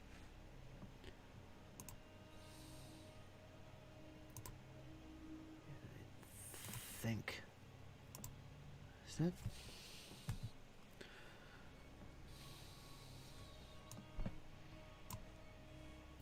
And as you just pull around the corner where Maggie was, just coming out of sight from the ledge, Dane Valafor, this is what you see so far. You see what looks like to the southwest, there's like a little dip in the wall. You see that? There's walls there. And you can also see right in front of you is a sheer surface that goes, what did I say, Patrick? Was it like 10 feet up? I think it was 10 feet. About 10 feet up, all right, close to the ceiling at that point. There's like a cavern mouth. And you can see it on the map. It's right there going northwest, off into nowhere.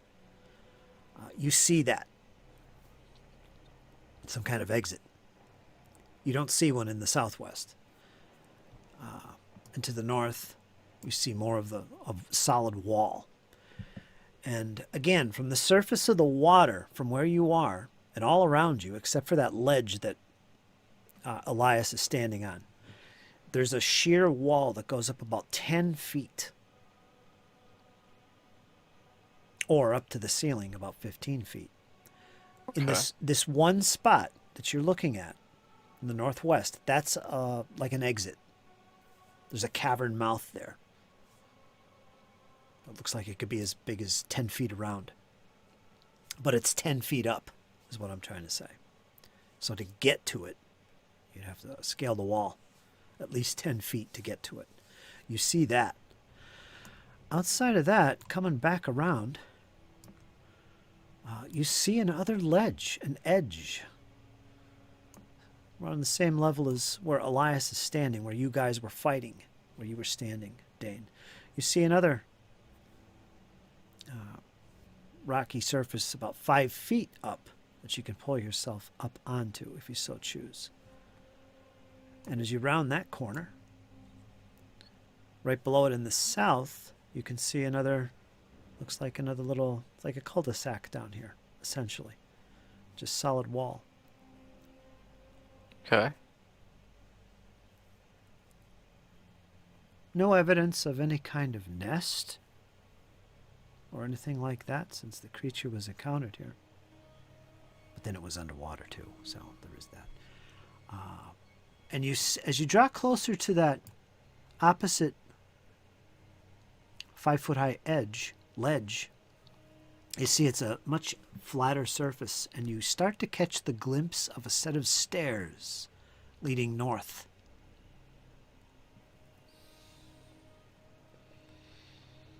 Dane will yell back.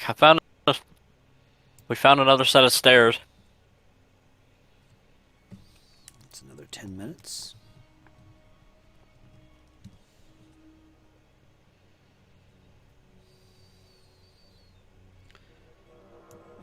Maggie, you had a torch, right? Yeah. All right. It's starting to flicker. You'll have to light up another one pretty soon. You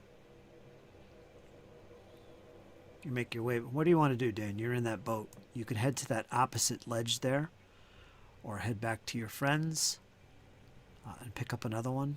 Drop somebody off there. That would be the logical choice. Drop somebody off here, because it's, you know, it's only a 5-foot rise, and you're on the opposite side. I think I'll drop Valafor off here, and then go back for somebody else. Okay. How long did it take for that little tour they just took? That was about, I think, at least 10 minutes. We're heading in the 20-minute mark. All right, I'm just gonna focus. Yeah, you can do that. Utilize my time. Mm-hmm.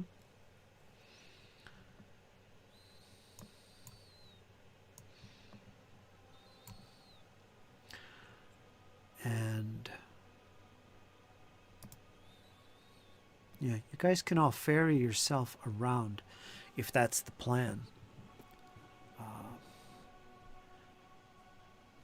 Well, Dane will relay what he's seen about the tall walls and the sheer rock face walls that he's seen, and say that he's dropped Valivor off in a spot where it's only about a 5 to 6 foot rise, and there's a set of stairs, so Mm. it seemed like the best place to dock. Mhm. Let me put you guys in the water. Sounds good to me. Let's just get across. All right, jump in. Let's go. I'm swimming again.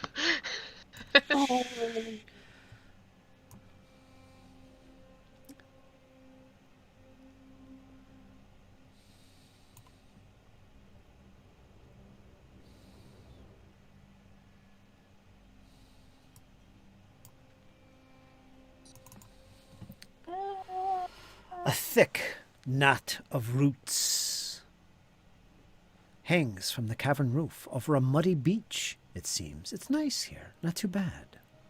Stone stairs, you can see in the north, lead up from the beach to the north. You all have gathered yourself at the edge, awaiting each other to arrive. Seems the safest way to approach. And you've gathered yourself now on that ledge, 5 feet above the water. The boat, the dinghy, sets below you. Again, the water it doesn't have any motion to it, so the boat will stay where it's at the moment.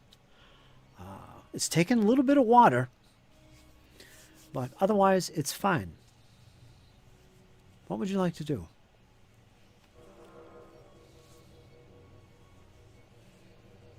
Dane has sword and shield out, and he will begin to slowly approach the staircase. As you move towards the staircase, you notice immediately, Dane, leading this group, the roots here along the walls seem particularly white. Covered with something. Mold.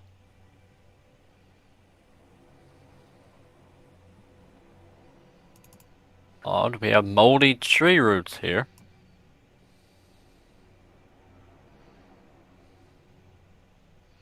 Is that unnatural? Possibly.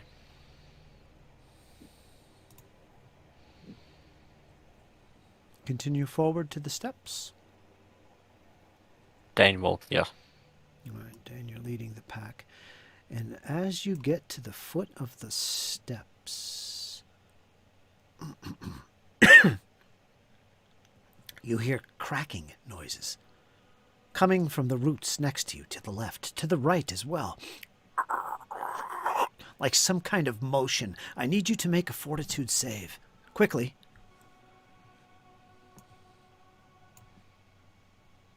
Elias, you're following closely behind, I assume. 13.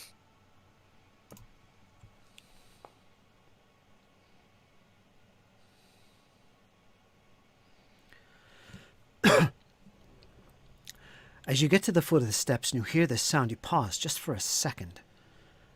You feel a coldness start to tingle along your flesh, particularly where you're holding and your torch is on your shield, correct? Yeah. You've got that strange little tie it up deal going on. Yeah. Which you'll have to maintain, of course.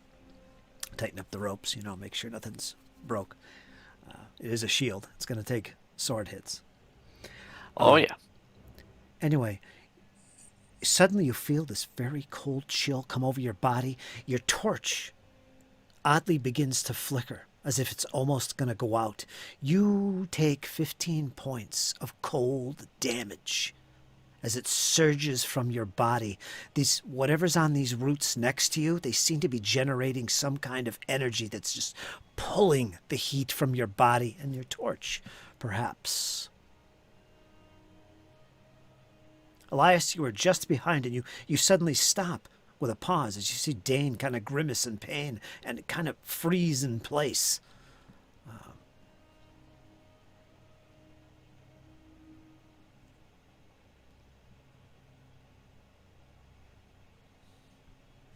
I put my hand on his shoulder. Are you okay, Dane? Cold. Do I see his state of health declining from this cold? Oh, more than that, you also suddenly feel the coldness from the ground and from the sides, these roots that are particularly white here. You, Elias, you look to your left and right, and you too begin to feel a cold penetrating your body. You're going to take... you have to make a fortitude save. Quickly.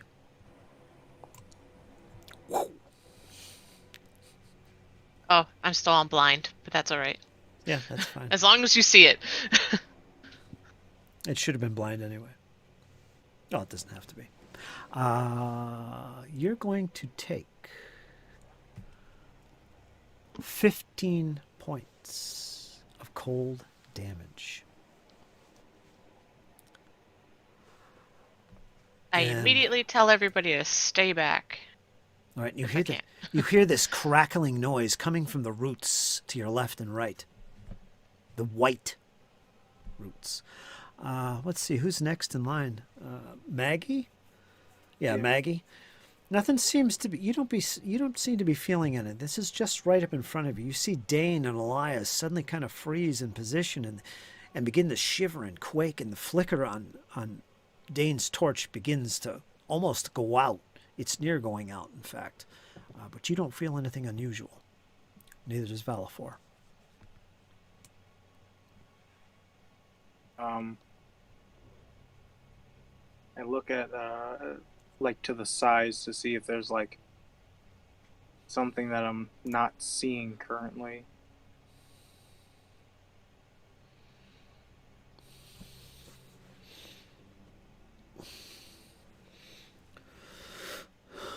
Okay, give me a second here. The only thing you see, outside of your friends taking some kind of damage, you see that the roots here where Dane and Elias are standing are white. They're covered with some kind of mold. Where you are, which is closer to the edge, the roots here are still brown, dirt covered, and you don't feel anything.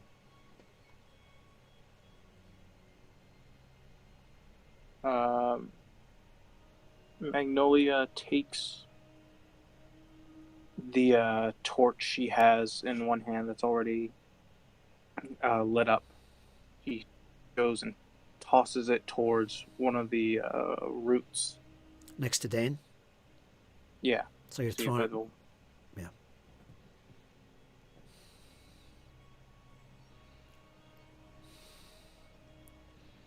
As you do so, the torch launches from your hand and it strikes against the wall. No roll needed. But as you do, and it falls down between a couple roots and falls to the ground at the feet, you see the torch completely go out.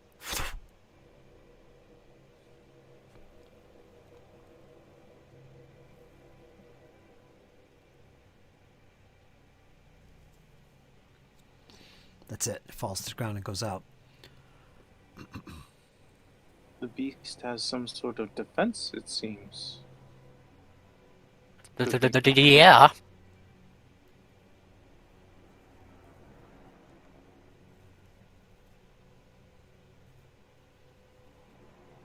Very curious how we circumvent this trial.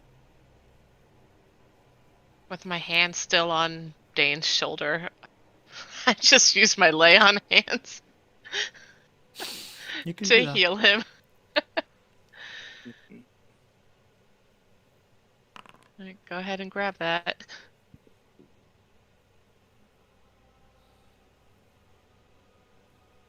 Do I beat the cold out of the roots? All right. At this point, you're all standing there.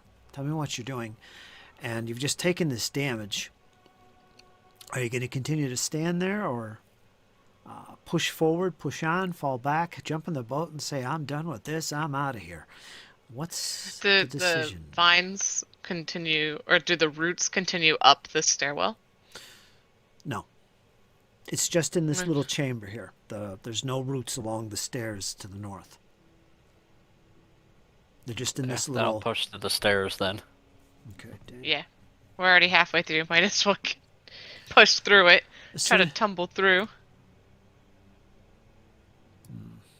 I just realized something. That's okay. Okay. Well, actually, let me put you back. Sorry, Dane. Whoopsie. Let me bring you back and bring up the torch, which is what I should be moving at this point.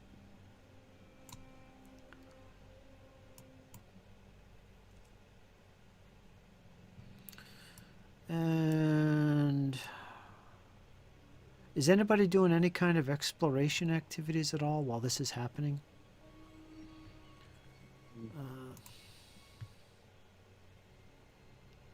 No. Dane's just moving, Okay. trying to get warm. I'm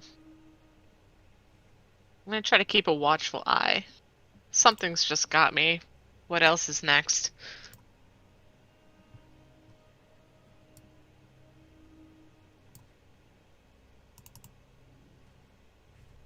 Where's the? I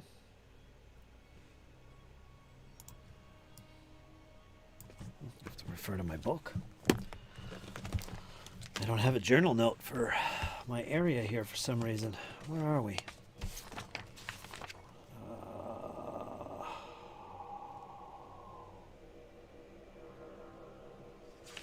Sorry.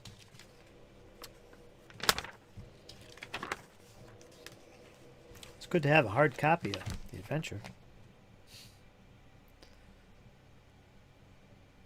All right, you were keeping an eye out, Elias? Yes, I'll keep an eye out.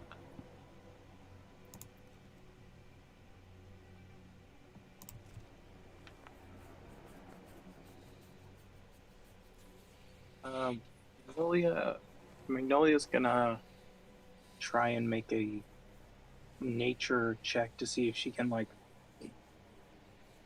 remember anything about this white mold and see if she like knows a way to like remove it.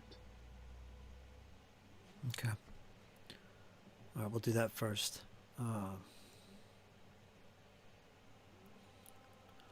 A nature check? Yeah.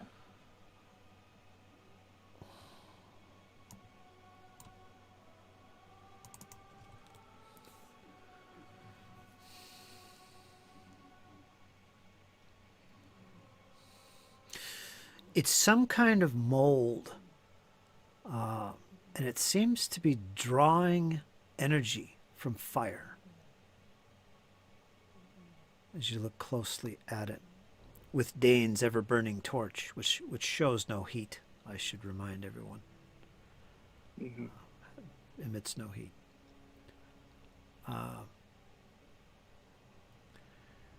You rolled a, what is that? Nature check. Yeah. If you want to try and remove the fungus or the mold, it's going to take a survival check to actually do that. If you want to do that and spend time doing that. It'll take at least 20 minutes to do that. Yeah. I look up at Dana Elias. I go, "Ew, do we want to remove this or are we going to power through it?" Dana's already heading up the steps, followed by Elias. Power through it is then. All right. Elias to your left, right at the top of the steps, maybe 5 feet away from you, to the left, along the wall. Something seems amiss. You see what looks like an outline of what could be a door of some type. You can see it. It's plain.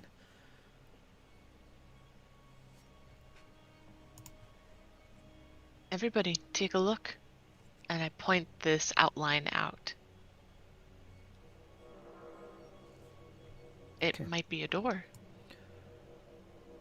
Right here. Might lead to another thing. Right there on the western wall to your left, there is what looks like a door.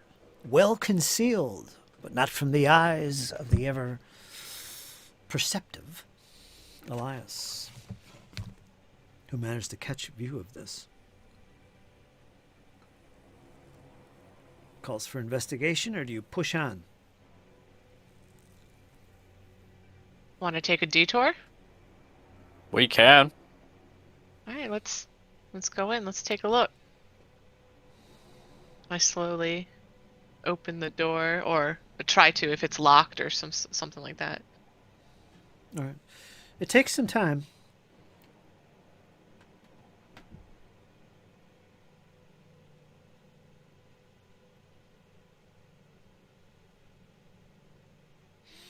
Dane pulls out a crowbar. Might help. Good thinking. You notice, Elias, right at the top step. There's one stone closest to the west wall. At the top step. Okay. Again, we're right here. At the top step along the closest to the left wall. It's loose. And it seems like it's purposely loose. And you can push it, almost like it's meant to shift. And as you push it against the west portion of the wall, creating a little gap in the middle, but you can hear it. And there's a clunk that comes from the western part of the wall near that door outline. And as you do, the door opens just slightly. Maybe you can push it. Something's come loose. You move towards the door, Elias. Out of the way, everyone. You peek inside. Let's move the party token. This is what you see as you poke through. Dane, with the light shedding, you see what looks like a 5-foot flat area. To the right, going to the north on the map, there seems to be steps. Steps that descend ever deeper. And as you peek through, I'll let you peek, that's what you see. At the bottom of this set of stairs, maybe 20 feet forward, suddenly you see what looks like a fluorescent big sign. It says, "Do not enter. GM not ready." It blinks repeatedly. I think this is a sign I'm only kidding. to go forward. No, I'm just kidding. Elias wasn't supposed to find that door so easily. No, this is This what... doesn't appear to be the right way, guys. Let's go back. Yeah, I'm going to edit this out of the video, but yeah, this is dangerous going here. It's up to you. You could push on forward down into the depths of death that awaits, or head up this way and continue tonight's session. Elias is going to just take note of said secret door, and instead of choosing to investigate, they're going to continue forward. That was a great roll, Elias. Ooh. Yeah, I was sitting here prepping tonight. They won't find that. We'll let that go. We'll save that for next session. Yep. Nope. First shot. Boom! Hey, secret door. Let's go. That's awesome. I love this game. All right, so. D for door. Yeah. Let's not forget. If you want to go down there, you can. I don't have a map loaded for it yet. That's the thing. Actually, you know what? If you want to, we can do that because we got a break coming up right now. Not a big issue. If you would rather push forward north, you can do that too. So. Well, I'm sure we're all curious to see where this connects to as well. Yeah. Of course. Where does it go, and where's my dragon head, Fritz? I want it. I'm more worried about the dragon too. Yeah. So. If you recall, the dragon escaped towards the west, if that means anything. In the direction you came from, Maggie.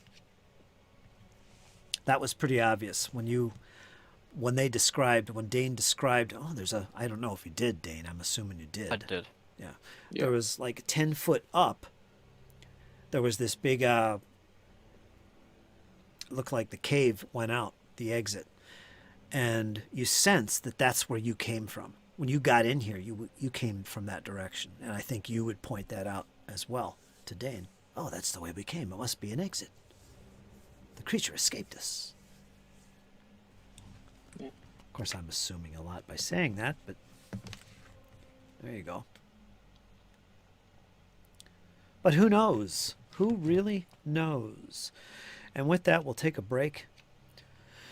And 5 minutes, 10 minutes, and then we'll pick up where you guys want to go. If you want to continue north, or if you want to go to the east or west, I should say. Secret chambers. Alrighty. Be right back. Okie dokie.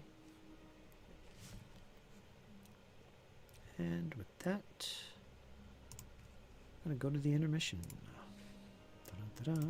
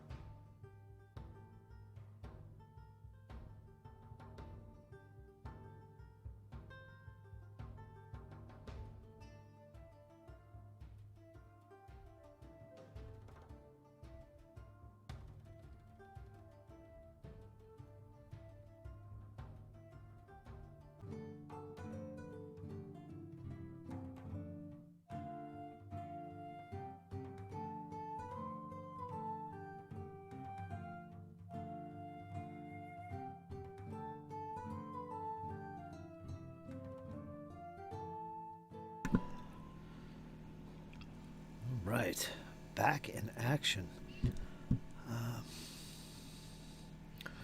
Okay, everything seems good.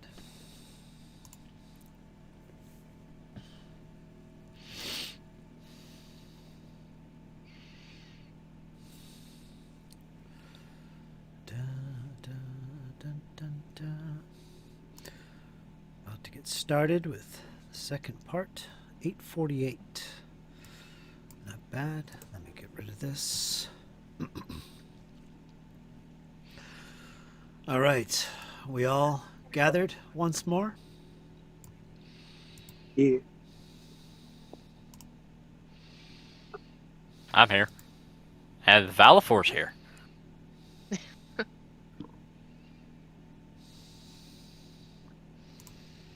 I thought you meant Jesse was here. I was looking at the participants. I know what No, you mean. it's still me. Got all excited. My split personality is both in attendance tonight.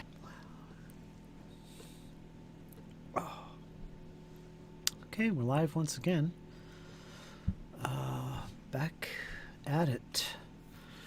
All right, so you've had this strange encounter with mold coming off the roots in the passageway closest to the water, the pool, that little beach area that was flat. You pushed on past it. It seemed to absorb the heat from your light sources and caused a little bit of some damage going on there, quite a bit actually. You pushed your way on up those steps. Elias, keep an alert. Found a door. A secret door, a passageway to the west, closest to the steps.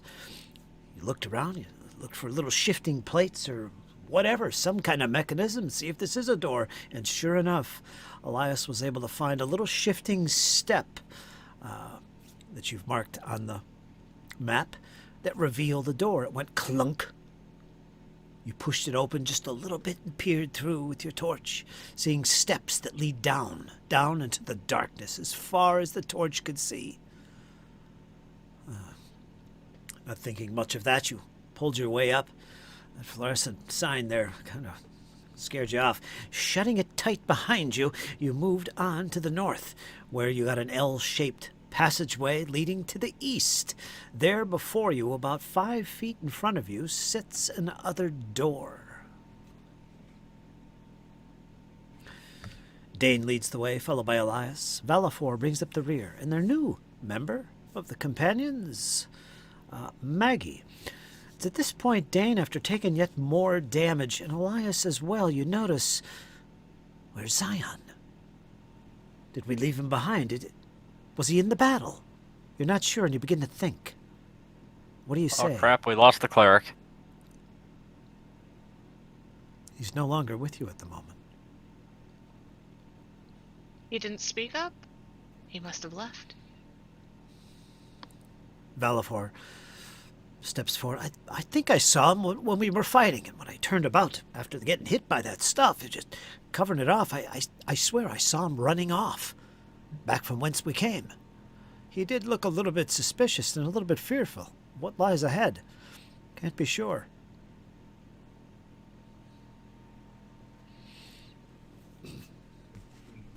But anyway, more at hand, more immediate, is a doorway, or a door that stands before you. Upon closer examination, as you move closer to the door, not looking for traps or anything, because surely nothing's going to go off here. There the door sets, Dane. You look at it. It looks like a normal door, maybe a little bit swollen here and there. Might take a little shoulder effort, but a passage you can get through, I'm sure. What do you do? Listen checks? Perception? Yeah. Whatever you'd like. Okay, we'll take a listen as he pulls out his pry bar. All right, give me a... Everyone goes quiet. It'll take some time doing this, but go ahead, Dane. Give me a blind perception roll. See if there's something beyond the portal.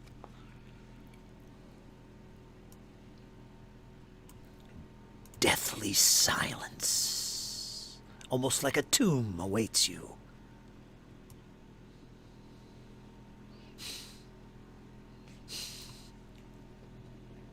Oh boy. Well, you ready, Elias? Yeah, but remind me to have you use your healer's tools on me. I'm feeling pretty, I don't know, my back hurts. Same. Ma'am, are you ready? He's gonna look to Magnolia. Magnolia gives a thumbs up. Valafor is already drawing his greatsword. He's good to go. Oh. All right, whoever wants to put their shoulder and crowbar to it, go ahead and do that. That'll take a little effort here. Go ahead and give me athletics. Blind or public? Public. Yeah, not gonna beat me today, guys. What'd you get? 8. That's a nat 1. Why? Oh. Elias, you hear screams of, well, not screams, I don't think it'd be screaming, but you hear moans of pain coming from Dane as once again he hits a solid wall with his shoulder.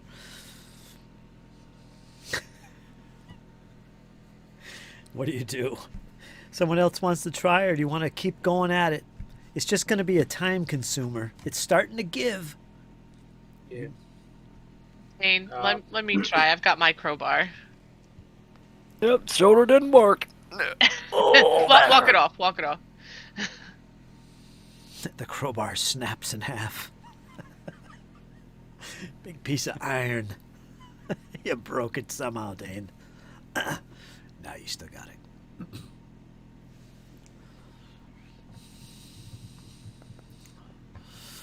I got an 8. That's with the crowbar. That's 18 in total. It is. And the door creaks slowly open. You get it open and you're able to continue pushing forward, Elias. The light of Dane's ever-burning torch shines into this passageway. Or rather, room. That's what you see.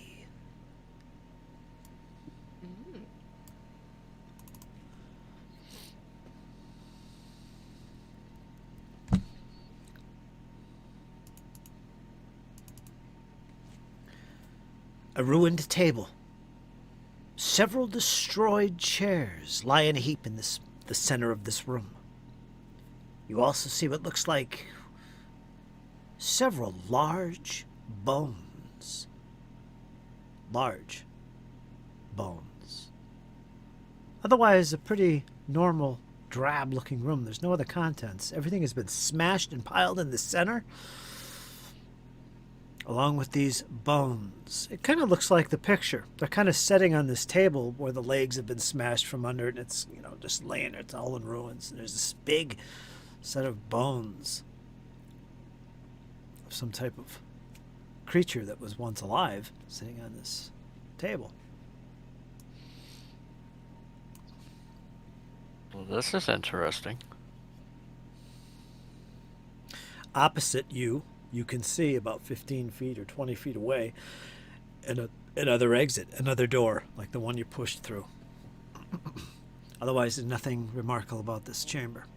Nothing along the walls or anything. Ceilings are about 10, 12 feet high. It's dank. It's dark. And a pile of ruins and bones lies before you. What do you do?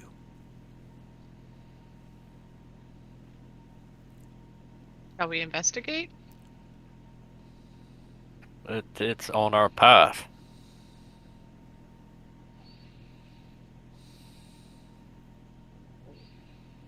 Yeah, let's Okay. take a poke around and see what we can see. Yeah. I'm gonna take a look, see what kind of bones these are. Maybe a cause of death kind of thing too. Dane, as soon as your foot hits the floor on the inside of this chamber, suddenly you hear the rattle of bones. Wood begins to fall away from this series of bones that suddenly begin to come together. You see it rise, it takes shape, it takes form. Before you, Crap. Crap, crap, crap. Oh. appearing in the Oh, center no. of the room, on top of this table, before your very eyes, the bones begin to fuse together and come together, and there you see what looks like some type of animated, huge, bovine-type creature. Minotaur, perhaps. Who's to say? Great horns protrude from the skull, and as you look at it in awe, it reaches over to the left, or to the right, actually, facing you. It would be to the right. And it picks up, leaning against the wall, what looks like a large glaive. And holding it with two hands, it peers at you. Dane. And that all happened within like 6 seconds. And at this point, we're going to roll initiative. Yes. All right, let's get the tokens on the map once again. I think I got you all piled up here back in that other room, so let me just drag you up there. Let me move the fire in here. Wish there was a way to just click a button. Boop, there's all the characters. But I gotta go back and load you or drag you in. Dan, you're up first. I'm surrounded by dark. You are. Aha! I see. I gotta turn your torch on. Vroom. I should make it so your torch glows blue. Now you're not actually totally in the room where I have you. You're still back in the. You're in the room, but you're not in the room. Let me add you to the combat tracker.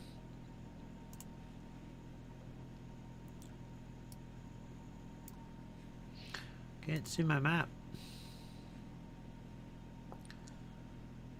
Can see it now.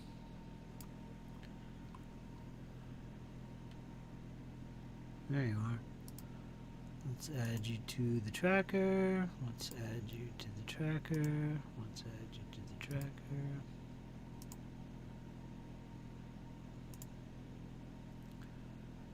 You guys are still in the back there at the movie up.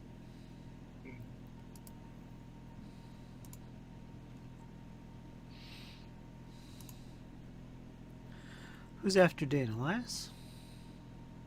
Yeah.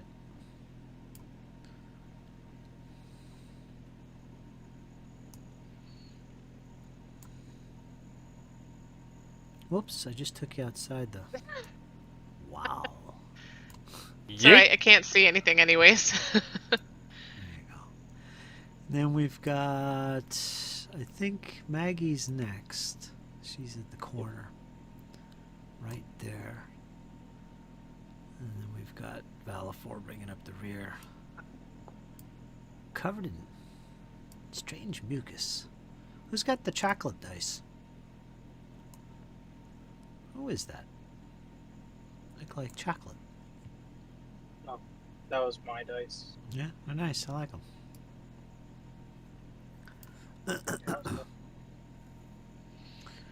Yeah, sure. Now, did somebody else have a torch? Maggie, you had one lit? No, yours went out. I had one, but then I tossed it to the proverbial wolf-like moss. Mm-hmm. Did you light another one or no? I wouldn't have. Huh? No. Okay. All right, so Dane, you're the only one with light. Huh. Which technically means Valafor, looking in the rear, he's totally in the dark.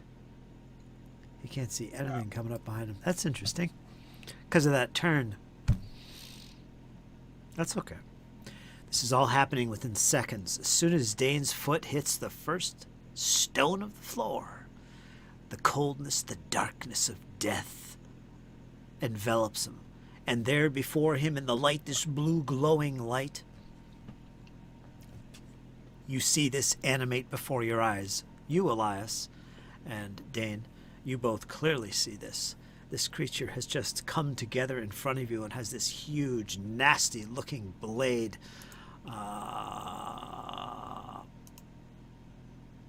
Wrong button. That's what it looks like. Can you see that? Mm-hmm. Oh my. It's big. It fits in this whole entire room practically. Okay, let me get rid of this torch. Ink.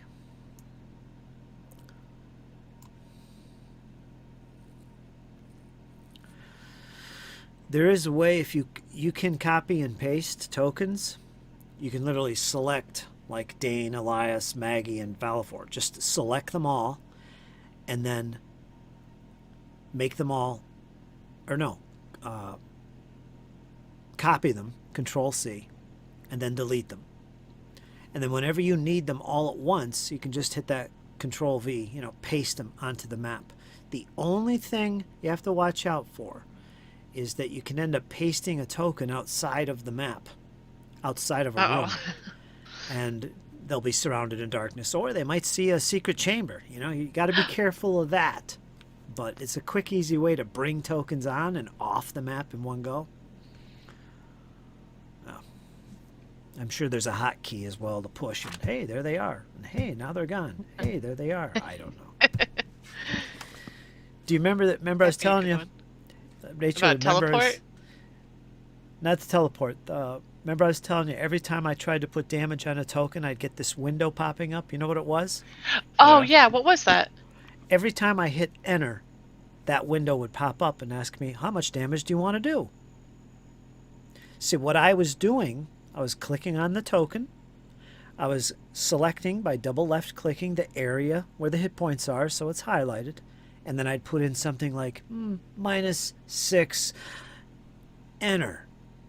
Every time I hit the enter key, that window would pop open because that enter key, by default, is set to open that freaking window. And I didn't know that.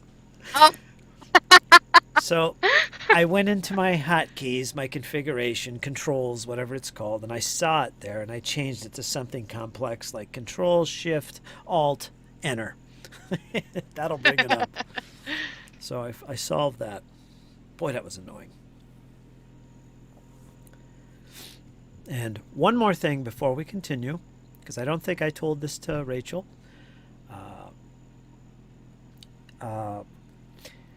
You remember when we first started playing, every time you went to click an attack or click a skill, a window would pop up.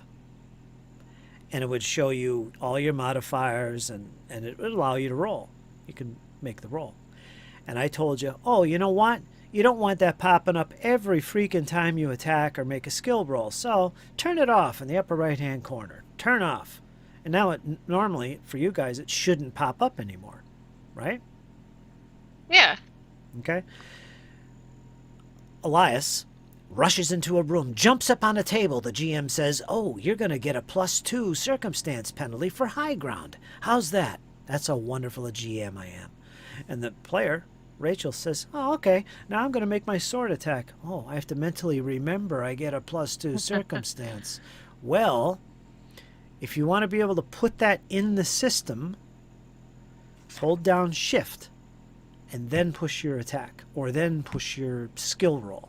Before you click the button to roll, hold Shift, and that freaking window comes up and you can put it in. And it only applies for that roll. It goes back to the default. But that is extremely useful if you give out random bonuses to the player's roll. Like, hey, Elias, you get a +2 on your attack roll. Okay, I'll push Shift and hit Enter, or hit my attack. Oh, there's the window. No, that's great, because then I can use that if I use my Divine Grace. Then I can use that on the save I'm about to use, because that's another thing where I have to mentally remember. Oh, I get a +2. Don't forget to add it to your total. Oh, that's great. Thank you.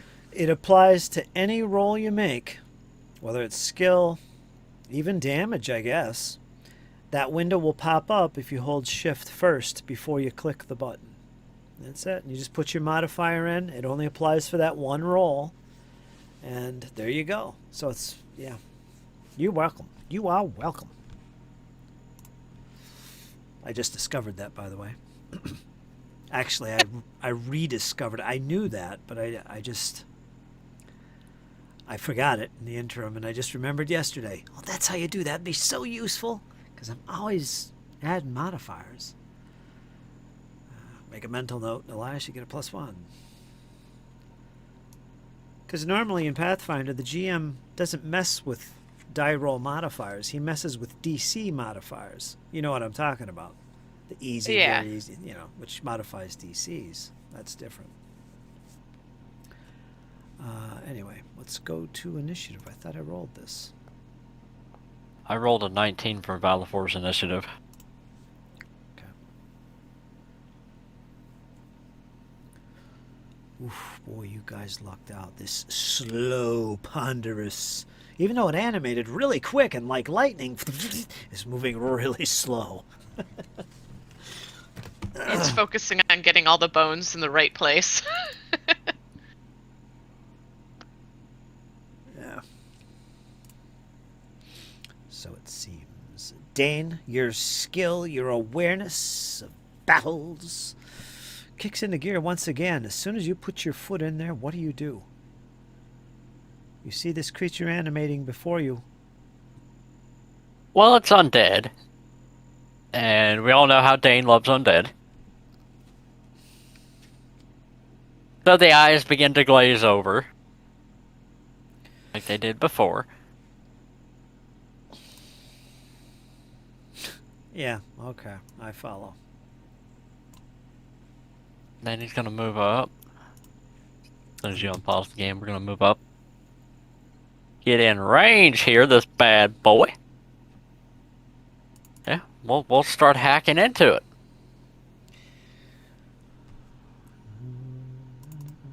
Let me open up this sheet.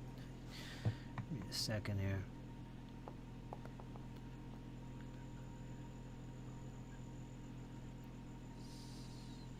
Wow.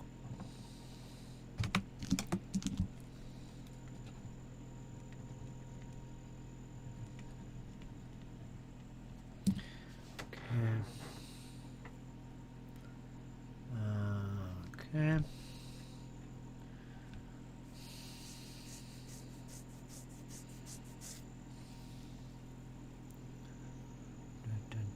Okay. This is interesting. Never did this before. How far away were you? I was at the door, then I moved over. Yeah, and you set foot right there. I can't see the squares on this map. They're like squares within squares. Right, alright, right there is the center of the square behind you. That's where you were, so you're 5 feet away. Ah, okay, so... Right. You're lucky. You're lucky. Alright, what'd you roll? 21? 21 is going to hit. It's not critical. Go ahead and roll damage. Be 10 points of damage. Slashing. 10 points of slashing. Okay.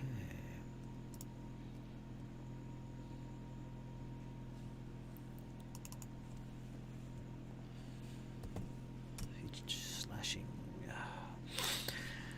You swing left and right against this creature. Whoops.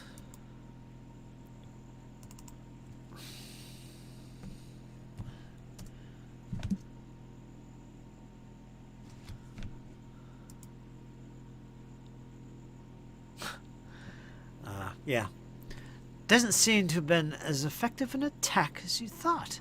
But you did do damage nonetheless as you rush into the room, sword swinging left and right, eyes glazing over. You have another action. And I'm going to get proactive and raise shield.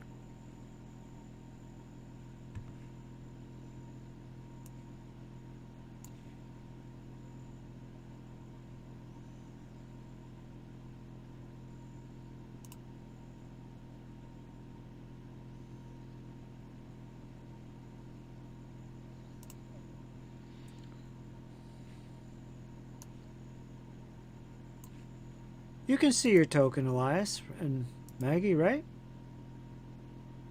Yeah. It had you invisible in the tracker. I think it was because you were invisible when I put you in the tracker.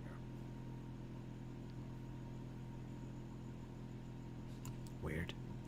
Alright, so next up is Magnolia. You're up, Magnolia. Raiju, what do you do? Alright.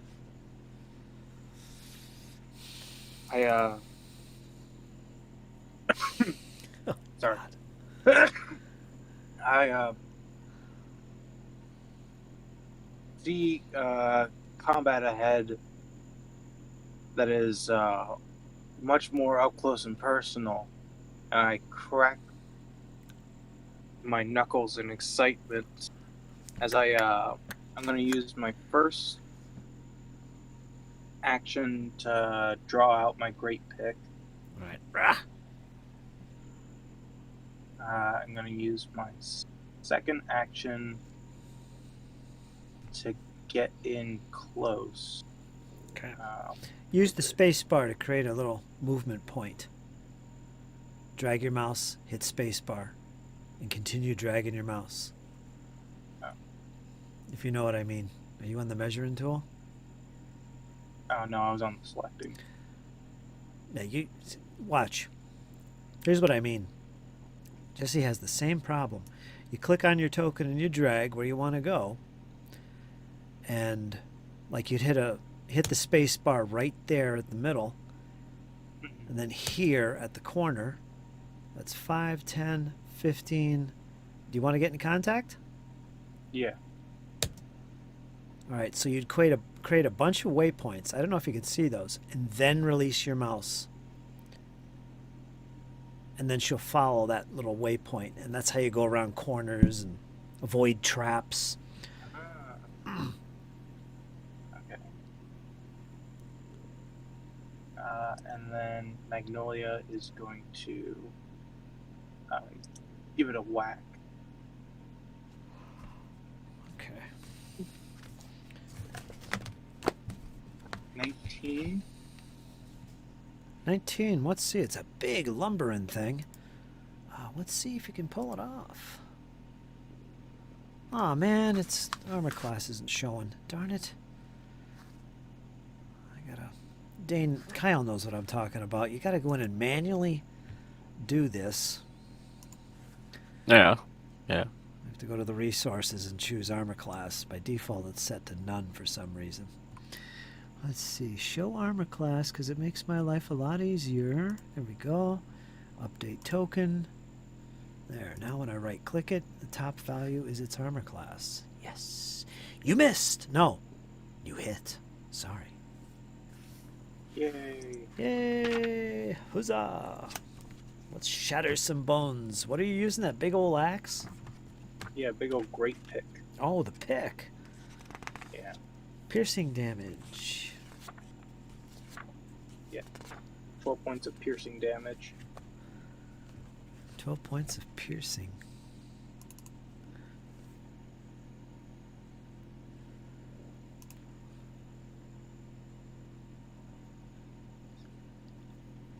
All right.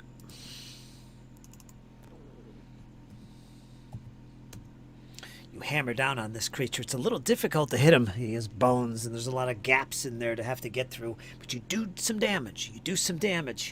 Huzzah! So you're done? Yep. Elias. This abomination to all that is good. Ooh, I went too far. You did. I rush in there Charge and through the wall. Elias has been waiting for this moment for a while. Let's see if he succeeds. He's going to attempt to disarm the creature. Disarm that giant glaive? Yes. Alright, let's see. He is pretty big. I have Titan Wrestler. Oh yeah? Oh yeah. I took this feat and I'm going to use it. Hopefully. Just for this moment. Just for this moment. Alright, wait a minute. Let me go to skills. It's going to be athletics against target's reflex DC.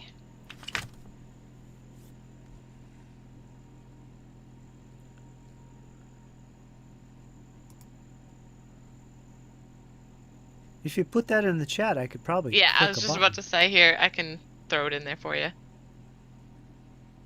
Grapple, shove, trip. No, there's nothing there. That's alright. I'll just do the save. Saves, reflex. What's the DC? Reflex. Oh, wait a minute. I'm making the roll here. Okay, wait a minute. You are attempting to disarm the creature. So, you made your roll, correct? No, not yet. Go ahead. I just posted it into the chat. Okay. Go ahead and make your roll. Alright, here's my athletics. It's a 14. And that fails. That's alright. And there's nothing special for that other than you fail to disarm. You have at least one hand free, and the target can't be more than one size larger than you. This is, I think that's large. Isn't he large? Yeah, but I took the feat Titan Wrestler. All right. My mind works one step at a time. I know you already told Okay. me that. Now I feel dumb. But yeah, No! I know. All right, so instead I'll try to grapple it with my final action. Because disarms, yeah, it's just one. Okay. So it's going to get a -5. Because I guess disarm's technically an attack. Yep. Alright, so this time it's to grapple. If anything has an attack trait, it's subject to that multi-attack penalty. And the grapple has the attack trait. I thought it And was this against time target's it's against fortitude. its fortitude DC. Okay.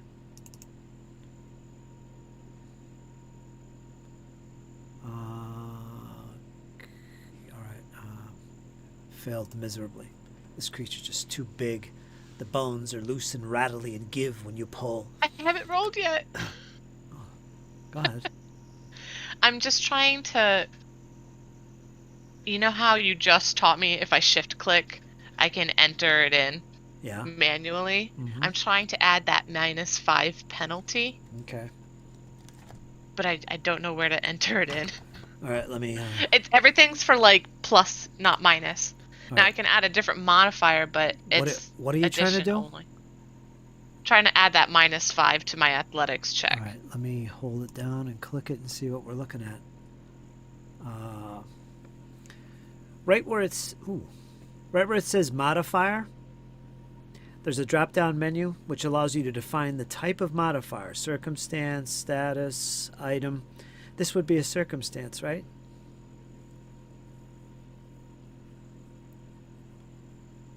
It's just an attack penalty. Oh, the multi-attack penalty? Yeah. That would be -4, wouldn't it? Because it's agile, unarmed. Oh, yeah, I guess you're right. So double click on the +1. You have to double click on it. It doesn't show right. Like when you double click it, it's just nothing changes. But put -4. Enter. Oh. No, I'm just dumb. I didn't realize that was a clickable field. I'm like, how do I change this? I thought you just had to spam add to add more. Alright, I see. It's just added as circumstance. There's no other kind of bonuses or penalties at the moment, right? Alright, -4 and click add. I think you click add. And then hit roll. Yeah, I did. And this time I got an 11. Cool. And see how it Trying to shows up? grapple It it. says circumstance penalty -4. So you know what's in there. Yeah. Alright, figured out. We're all learning together here. That was awesome. Just gotta add a negative number. That makes sense. Mhm. If you don't put anything, it assumes it's positive, which it is. Mathematically speaking. All right, so you got an 11. That's the end. Yep, that's the end of my turn. Hold on. Hold. Oh, okay. Was this a grapple or a disarm? I'm all over the place. Was this the This grapple? is a grapple All right. against fortitude DC. All right, which was... Let me double check it. This is important.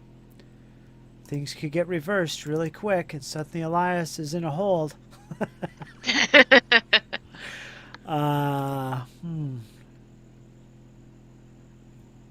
Almost critical failed.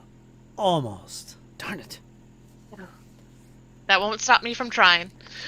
Which, if you already had the target grabbed or restrained, it breaks free. Your target can either grab you or to succeed at the grapple action against you or force you to fall and land prone.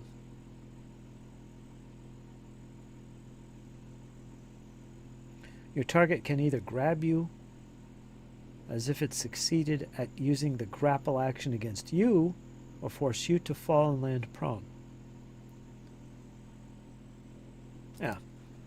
So yeah, that would have turned out pretty bad for you. See yourself dangling by the hand of this big giant creature. I'll get him. All right, you're done? Yep. All right. Sorry, we had some confusion there. My mind is going slow all of a sudden. There you go, Dane. That's the way you do it. The only thing is, though, every time you hit the space bar, it restarts the distance you move. So you got to remember how much you've moved so far between each waypoint, which is okay. Yeah. That looks about right. It does. I already have the greatsword out with the grip attached. Got I it. did that before we came running up. Okay. So spend 1 move to get over here. And we're going to use power attack. Okay, power attack. 2 actions? Power attack 2 action, yeah. I've already used 1 movement to get in here. Gotcha. You're good. Go for it. Make Jesse proud. Not with that, I'm not. Oof. Wow. Already spent the hero point, so nah. Okay. Nah, that's gonna be all she wrote, folks.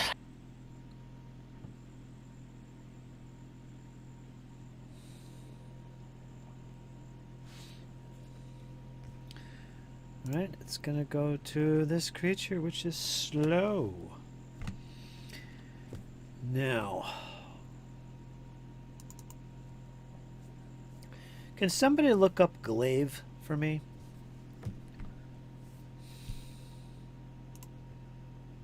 Just glaive. What is it you'd like to know? Traits. Deadly, forceful, and reach. It's deadly D8 to be more specific.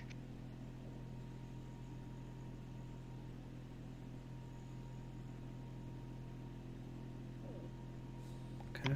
And as far as critical specialization effects, it's considered a pole arm.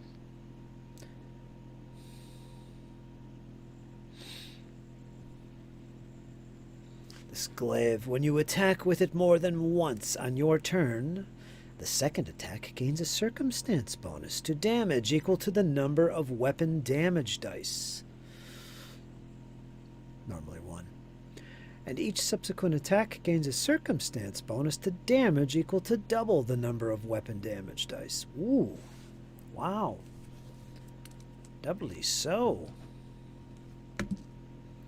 Deadly D8. Common. Boy, there's a lot of cool stuff with glaives, man. Mm-hmm. 2 freaking gold pieces. Think about that one, Dane. That's a pretty powerful weapon. I'm thinking about it. I had a player in my original 1E campaign. He was a min-maxer, but he first level character, power attack with a glaive, and he always fought from the second rank with the darn thing. And boy, the damage he was dealing out. I really seriously thought about, I was building an encounter with a rust monster to take away that glaive. It was going to happen. Either that or a gray ooze. They're good for that too.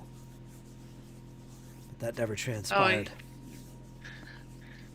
Have them face one of those gibbering mouthers, you know?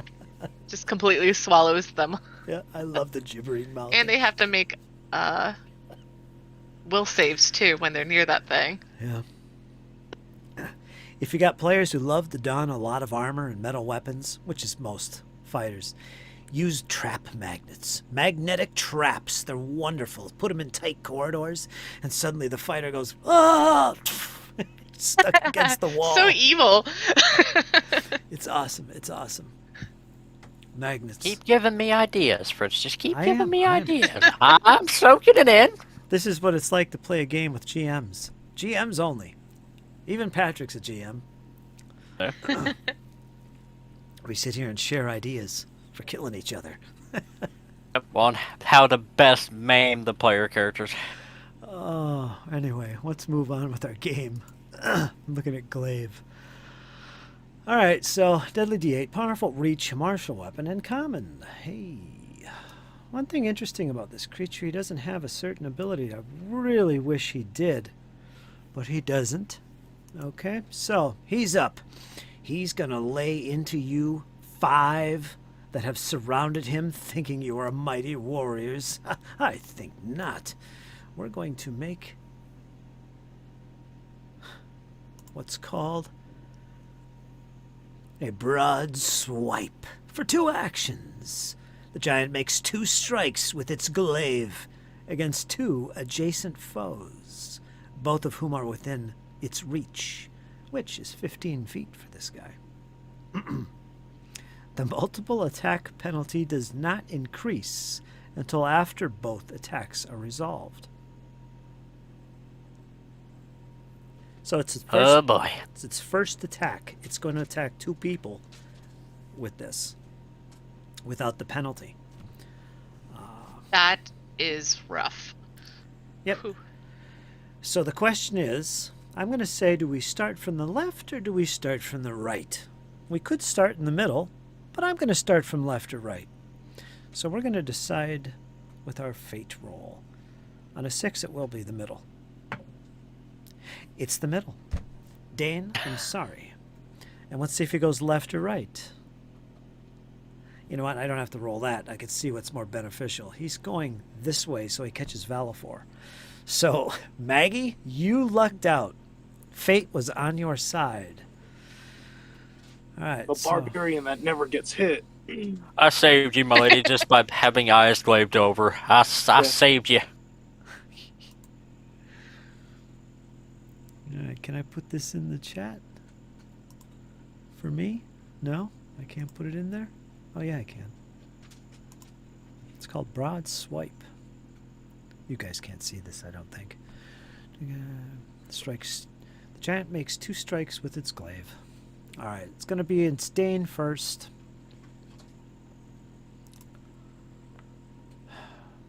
What's your armor class, my friend? 21. All right, it's a normal hit. Let's roll damage for that. This is going to be...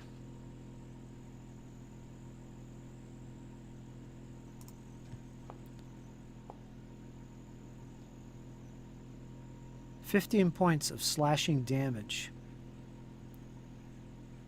And the next... KO.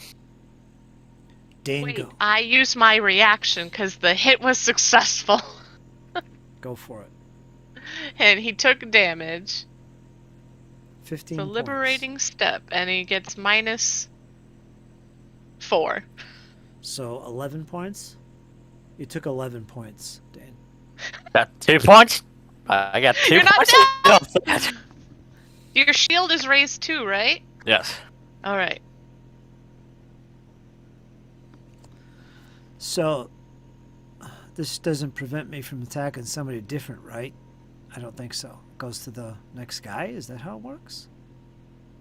Yeah, because you're sweeping with it. Yeah, the giant makes 2 strikes with its glaive against 2 adjacent foes. Yeah, I just rolled them both. That's the way it is. They're adjacent and within reach. Well, that could be Elias, too. He could be the choice there, too. So, give me a number from 1 to 6, Elias. 5. You're lucky. This one goes on Valifor. He's going to receive the next attack, which again is the first attack.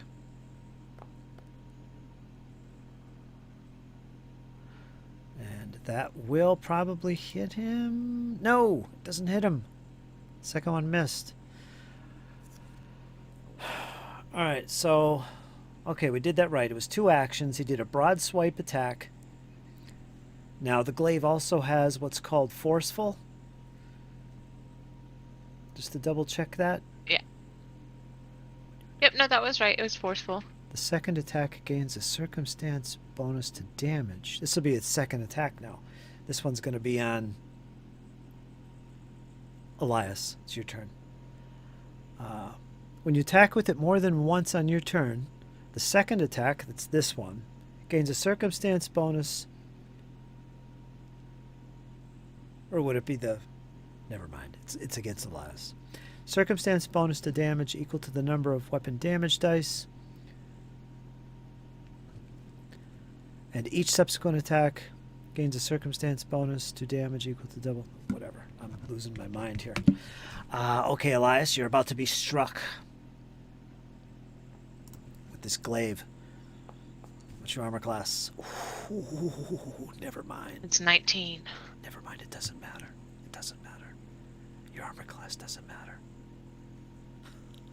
I don't think I heard any of that. What? It doesn't matter. Your armor class Okay. doesn't matter. It doesn't matter. Oh, Trust me. Eesh, that bad? That's the I just scored a critical hit look right there.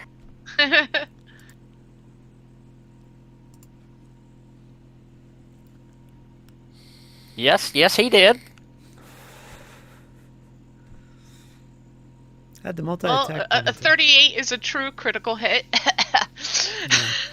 This is going to be brutal because of the forceful. It adds bonus damage on top of that.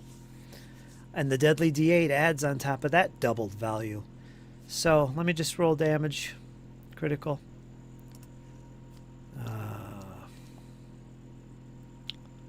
Okay. Now I'm going to roll my...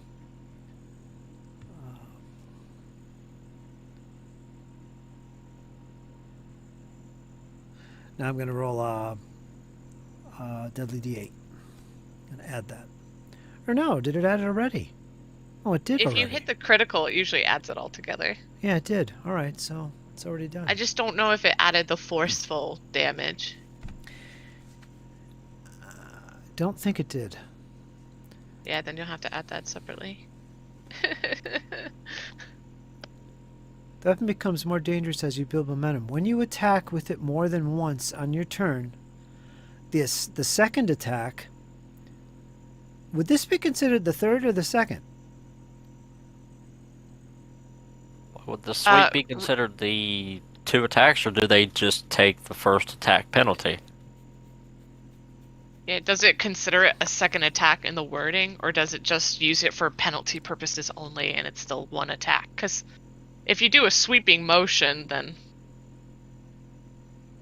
theatrically it just seems like 1, but what does the one text motion. say? Yeah. That's what I'm thinking is it's 1 motion, but you're just basically rolling to see if you match 2 armor classes. You take 20 points of damage, slashing. Elias falls. He is That's- dying. You're dying too. He is dying too. Yes, you are. Oh boy, that hurt. All right, so out of all that, this creature just swung in a broad sweep, centered on Dane, cutting, just barely missing Valifor, and continuing on into Elias, who took massive amount of damage from this creature. Its turn is done at this point. Elias has collapsed and fallen to the ground with a moan, my new word of the night, dropping all his weapons. Don't forget to move me in the tracker too. Exactly. Or is that when I wake up? No, it's when I die. Right now. Boom. Yeah. And okay, he's done. We go to round 2. Dane, you're up. Your companion has fallen to the ground. I believe it cut into you as well, didn't it? Yeah. Yeah. I got hammered, but we're gonna see if we can hammer back. You're up next, Maggie. All right, drop your shield. How about that one more not?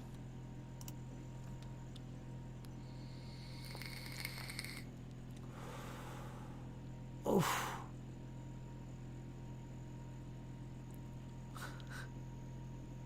I thought I'd poke it in the ribs this time, but it doesn't have any ribs.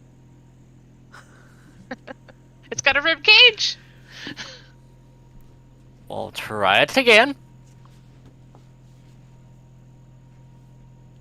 20 in total. Okay. You hit normal damage. 10 points of damage. This is slashing, right? Yep. I don't think there's anything there to pierce.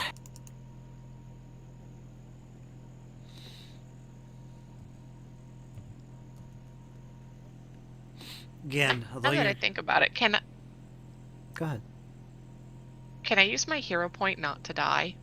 Mm-hmm. Now, how would we resolve that? Well, you have to wait for your turn to come up. And then Okay. just spend it to stabilize. Gotcha. Yeah. That's all you could do. You weren't actually making any rolls to re-roll. It hit you and you went down, and that was it. So when your turn comes up, just use it to stabilize, or make a recovery check and use it for a re-roll. Live on the edge. But Even on the edge. that's what it is. Dane, are you done, or is that another attack? I got one more left. I'm going to, just for giggles' sake, I'm going to see if I can grapple this thing. All right. Okay. Fortitude. Okay. Fortitude DC. What does he That's get? 16. You just can't get to grip zone. It's too big. And that's all 3 for me. Okay. Magnolia. Valifor is after Mag. So what do you do, Maggie? I'm gonna use my first action to rage. Weren't you raging already? No? No, Okay. All right. I was messing around with my macros and I accidentally went into a rage, but I didn't, like, out of my turn. I was like, oops, I removed it from me. You know what? When you click your token and go to your HUD, you don't even need the macro on your macro bar. It's actually up there. It's under features. If you click that, I think it does the same thing you do with a macro. You could just click that and you're raging. Well, you have it now. You're all good. Yeah. I just drag it onto my token and that works. That works too. Alright. Now I'm gonna Oh boy. What are you gonna do, swing my Barbarian? great pick. All right. First attack. Nice +7. It gets a 12. Oh, Oh, it hurts. It hurts. I think she may have hit Dane on that one. No. 45. In the next session, are you guys interested in using critical hit and critical fumble cards? Sure, I'm game. Yeah, sure. Because what it does is if I turn it on, it'll add a button you can click. And what it does, it'll draw a card. It's not an actual card, I don't think, but the result is. And you look up the type of attack that you made, and you apply the result. If it's a critical hit or a critical failure. And it applies. It's cool. I've used them so many times in first edition. I've had fighters come lunging into a room attacking killer spiders, and their shoes are untied and they trip. It's just great fun. Does a 12 hit the Mina skeleton No. or whatever it is? No, that's a miss. Okay. Second attack. Ah, Here we go. -5. 16. 16. Nope. You missed. Ah. Is there anything special about your axe? Nothing? Nope. Especially if it misses. I guess it don't matter. Oh, man. I get worried. All right. Valifor. Come on, boy. Valdivor seeing Elias go down. Let's see what Valdivor has.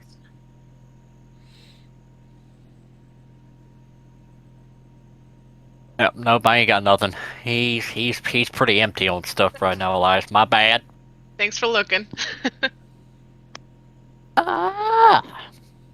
We will try the good old power attack once again. Oh dear God, please help me.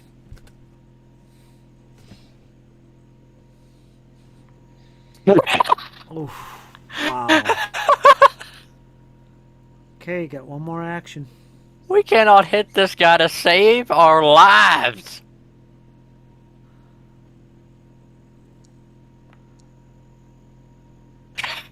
Wow.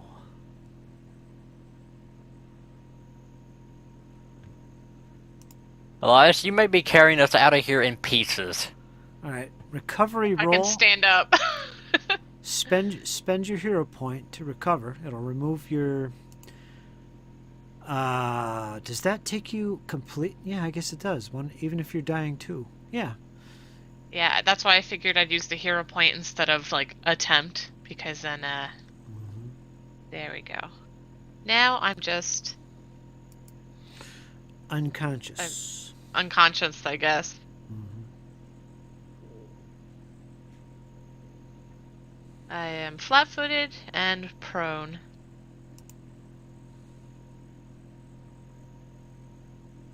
Do I gain any wounded or? Wounded 2. Oh, I didn't mean to do that. There we go. Alright, I am wounded 2. Where's the unconscious button? It never gives you. I think it goes away when you add hit points back. At Oh, least it did for me. Yeah, but he still has. He has 0 hit points. He's unconscious. yeah, when I undid the dying, it removed unconscious. That's why. Oh, no. All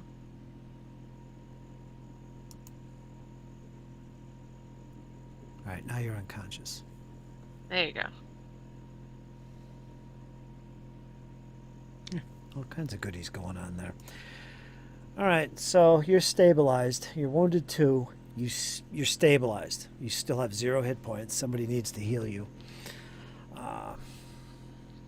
Okay, you're done. Goes to Glorious. Let me reveal his name so you know who I'm talking about. Okay. Should I do it again? Oh boy, oh boy.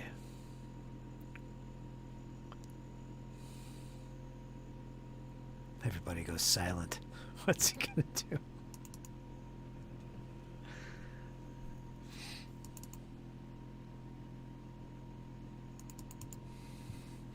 He's got a lot of choices here.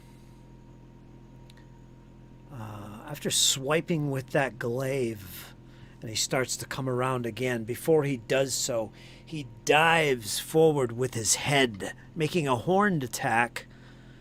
Dane, give me a number from 1 to 6. 1.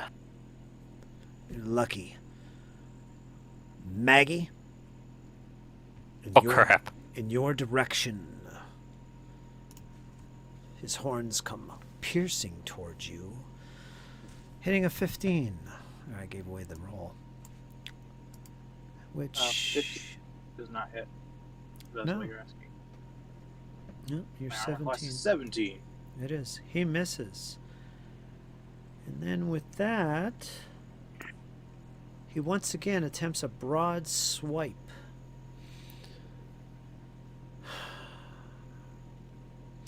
Let me roll a dice here.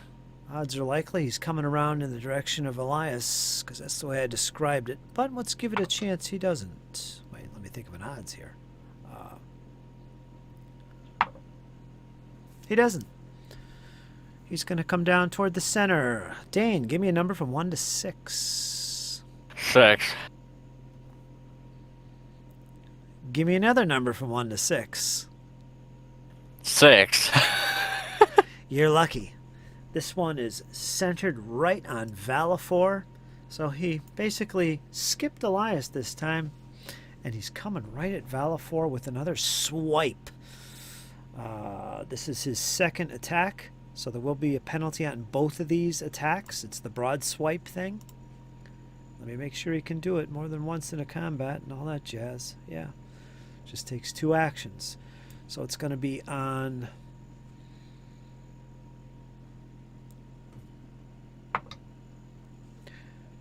Valifor and then Dane. Oh, that's right. Elias is down and unconscious. Yeah. I'm clenching my butt cheeks here, friends. Let's go. All right.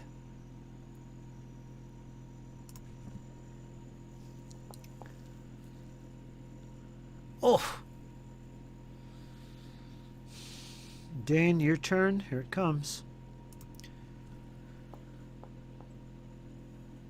Oh, you both managed to avoid being struck by this glaive as it cuts through the air over the collapsed body of Elias, tries to make contact with Valifor, who pulls away in time as you do, Dane.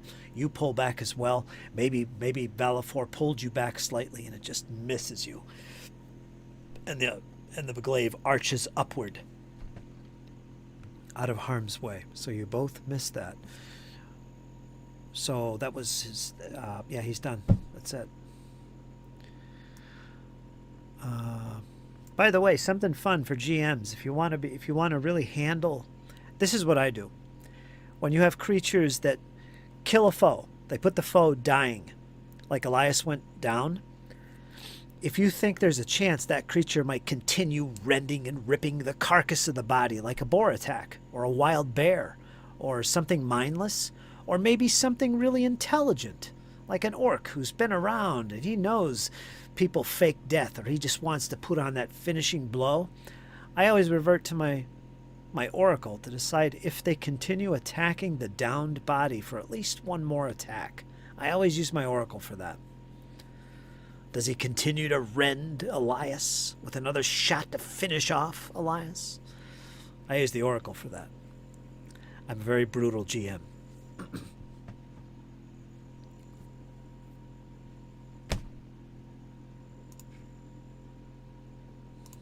Round 3. Dane, you're up. Longsword. This time we're going to try for piercing damage.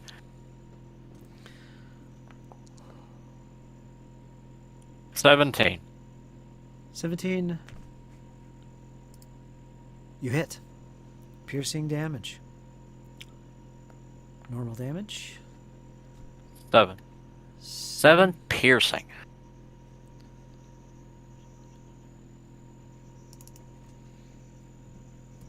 Again, not as effective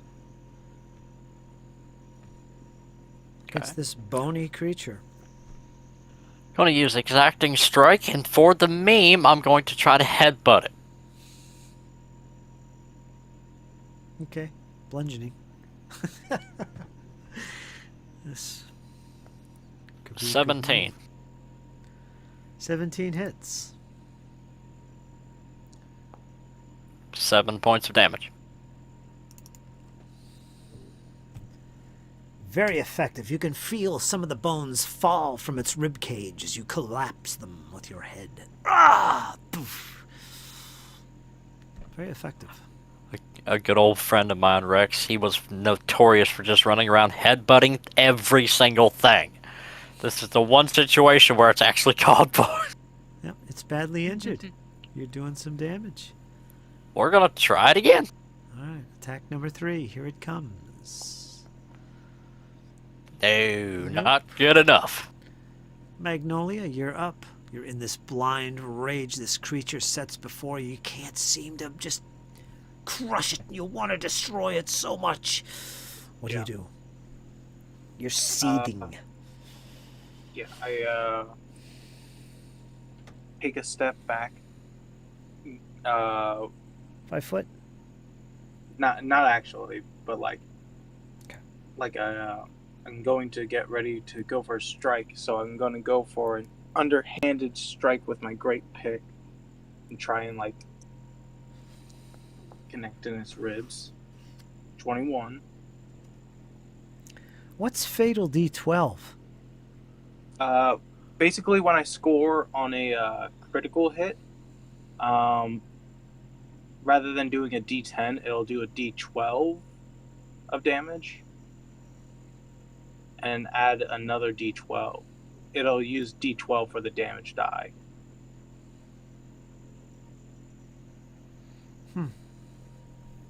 So rather than rolling 2d10, I'd roll 2d12. You normally roll D12 for damage? No, d10. But on a critical, I would roll a d12 for damage.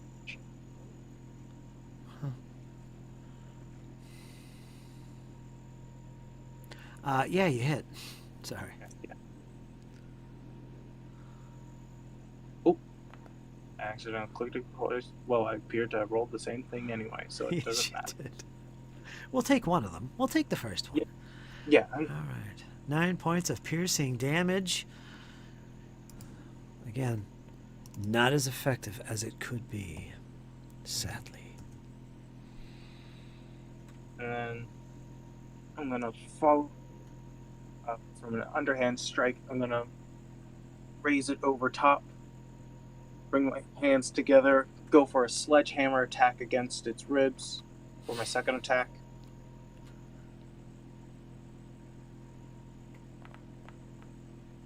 Uh, 8. Great pick. Yep, with my great pick. Yeah, that missed.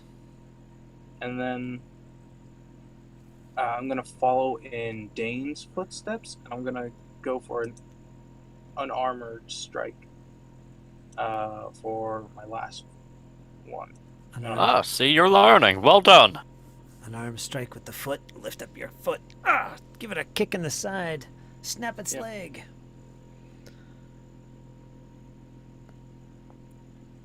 Don't. What did? Oh, yeah, 3. That was your third attack. All right, that misses. And there you go. I got one meaty swing there. That's all I need. Valifor, you're up. I'm still trying to hammer power attack here. Sooner or later, it's got to work for me.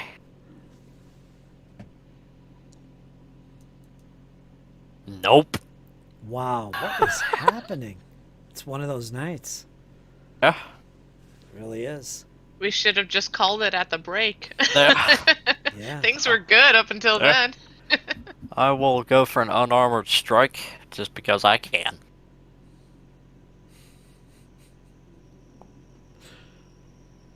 Oh. Wow. No. Holy smokes. He has been rolling horrible.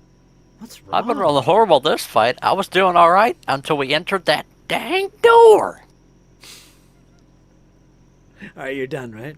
Yep, I'm done. All right, Elias, make your, you're unconscious. There is a way, you can look this up, of waking yourself up, but it's a matter of time, really. I don't see how I can wake myself up if I don't have a hit point, you know? Well, don't you have a... Yeah, that's true. Because I'm like, you are supposed to somehow be able to make perception checks or whatever GM dictates, but I thought about it and I'm like, Yeah, you're at 0 hit that points. doesn't make sense. I'm alive. Wouldn't that make me a zombie of some sort of 0 hit point? Yeah. Alright, so what does this big old baddie do? Come at me. Let's have a go, little laddie. Come on.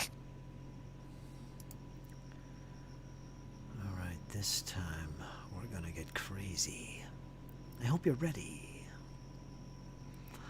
I'm always ready. Question is target. I've got lots to choose from. All right, odds. Give me a number from 1 to 6. Maggie. 3. You're lucky. This one is directed towards Valifor.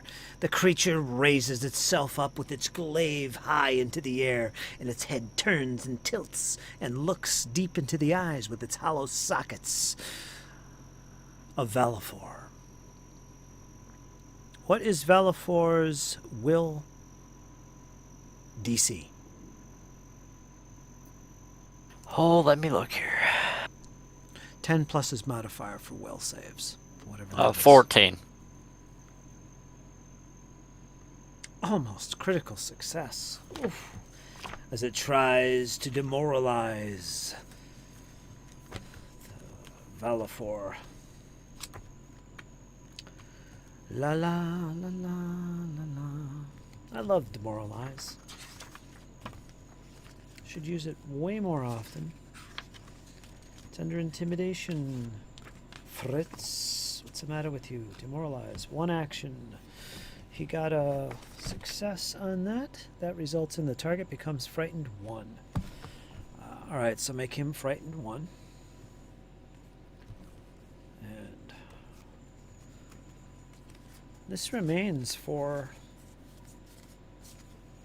How long does this stay in effect? The frightened condition? Is it just a round or is it stick? I don't remember. Frightened. I think... Doesn't it decrease by 1 every round? At the end of each of your turns, the value of your frightened condition decreases by 1. Alright, so end of his next turn, it'll be down. Again. Alright, so there's that. His second action is going to be a straight-on attack into Valifor with the glaive. So he comes down straight over the head of Valifor. What is Valifor's armor class? 18. This is a critical hit. It comes down, and it comes down hard.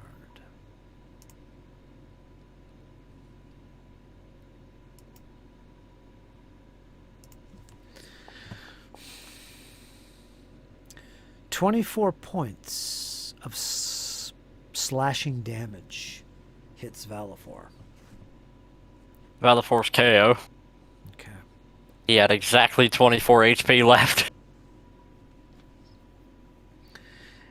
And it has one more action.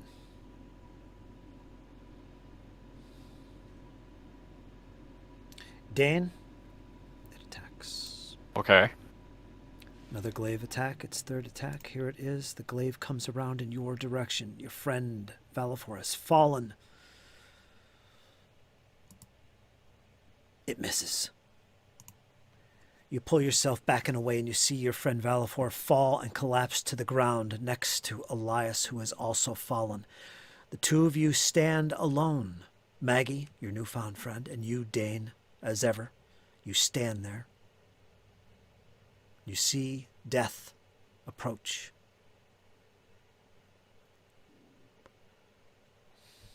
You go to round 4. What do you do, Dane? The next few seconds, you know it, deep down, are critical to the survivability of yourself as well as your friends. What do? Take charge, that's what I say. That's what your mind says. Sir Robard! The voice returns to your mind. What do you do? He's gonna slam his shoulder into this thing. Unarmored. Is that a shove or just an attack? Just an attack. Okay, bludgeoning attack. You're going for it. Yeah. Till the end, he gets a 14. That's not enough, I don't think.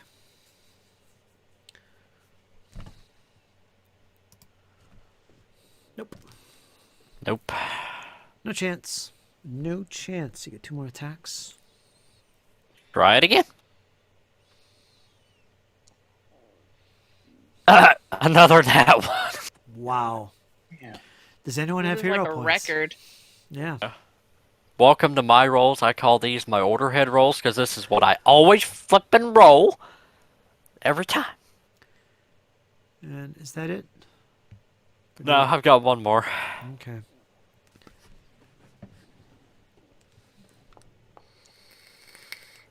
$18. That should 18 hits. You hit.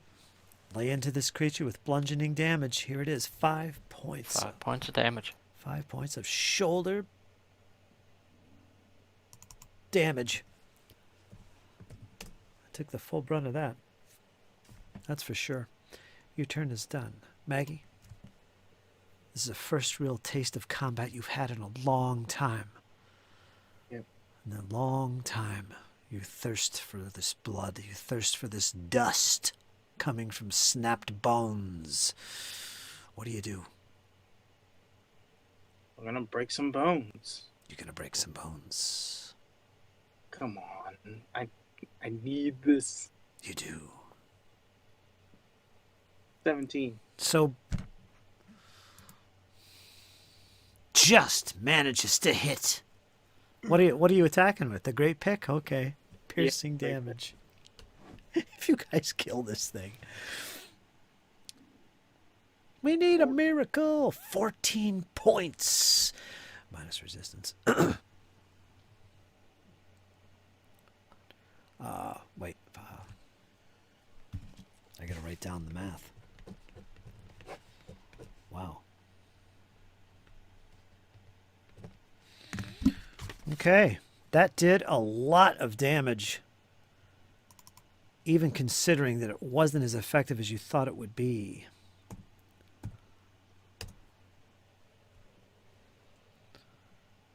Let me see, did I do that right? Yes. It's near death. You're closing in. You can feel it, Magnolia. Your ancestors remind you every day. This is what you've lived for. Victory over those that would seek to injustice your friends and those who are in your charge. You start to look towards Dane. You start to look towards the fallen bodies of Valifor and Elias. They are your charge now, if you know what I mean. Yeah. Lay into them. Yeah, I think taking out the enemy is way more valuable at this point, so I'm gonna follow up with a second attack. And I'm gonna use a hero point to re-roll that. Yep. So let me roll back up. Still same MAP, right? Yeah. Okay. Oh, wow. Wow. I think we should all log off and log back in just to reset the AI of this thing. All right, so you get one more, I think, right? One more attack? Yep. Or whatever you want to do. I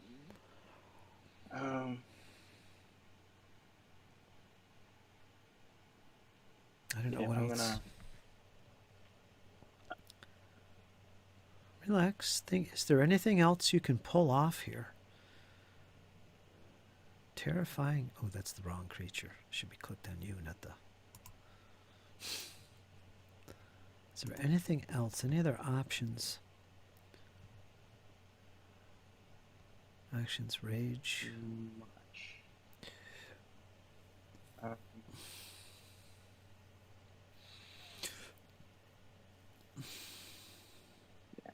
No, I'm just gonna follow up with. Yeah, and your rage only gives you some temporary hit points and a little bit of a bonus to your damage. That's about it. Yeah. Essentially, at level 2 anyway. Yeah. All right, go for it. Lay into this creature. Ooh. 14. I don't think that's going to do it. No, that is a clean miss. I hate that pick that you're using. I just hate it. Yeah. Throw that thing in the brush if you survive this. You know what? It's not out of the question considering a lot of things. Splash right in the water. All right, so When I get back Magnolia's... to town, clean up my equipment.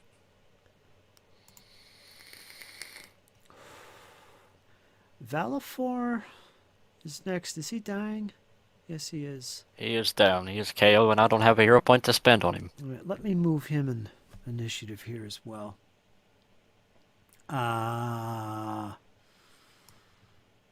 He's going to be next before Elias. Or he should be.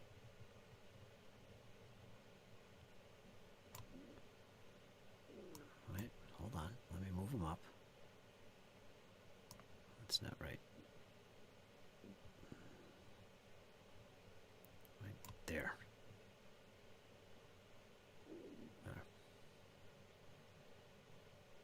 8, 9, 10.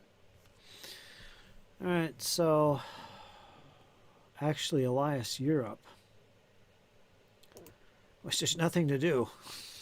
So, Yeah, I think it's just under the same rules as unconsciousness, where you have to wait a minimum of 10 minutes, or after the 10 minutes, whenever the GM decides that you wake up, or if you gain healing, or if you're healed by somebody. So for now, the ground is somewhat comfy. less scary than that blade that guy's swinging around. Valifor, go ahead and make a recovery roll. You need an 11 or greater. That's just a D20, right? D20. Just a flat roll.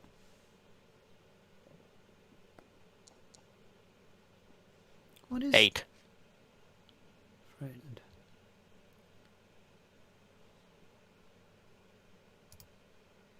Let me get rid of that. Actually, you're dying too.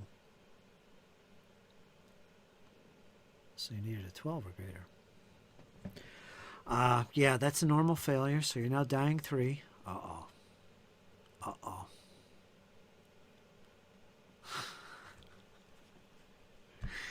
Uh-oh. Are you kidding me?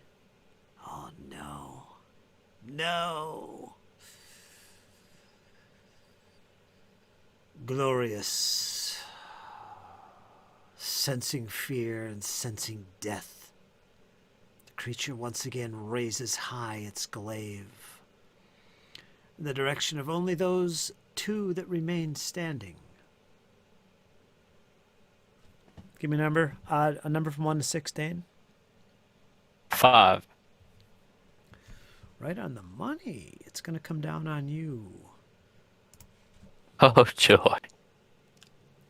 Hey, Believe you've been it. carrying on with those 2 hit points for a few rounds now. I'm Yeah. impressed. Lasted a lot longer than I thought. I'm just that tough. I mean,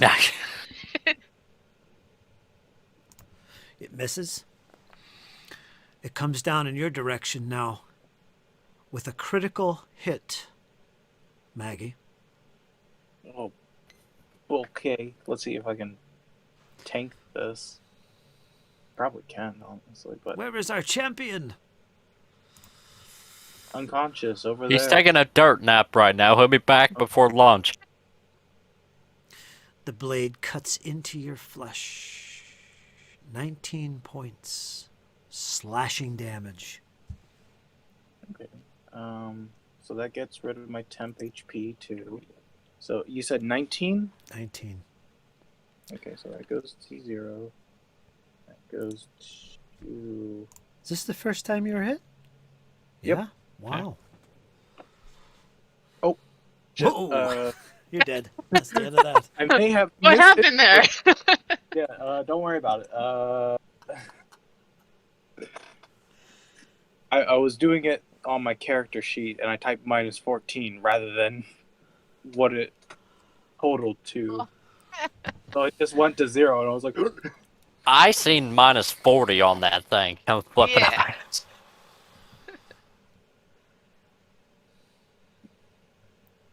Surprise, she's dead. One shot. Surprising even the GM. She's having fainting spells. Yeah. Rage comes at a very lethal price. It looks at you. I keep thinking your name is Mariandel, but it's not. Mariandel. It's Magnolia. And it's going to attempt to demoralize you now. And what's your fortitude? Is it will or fortitude? It's will DC. What's your will DC?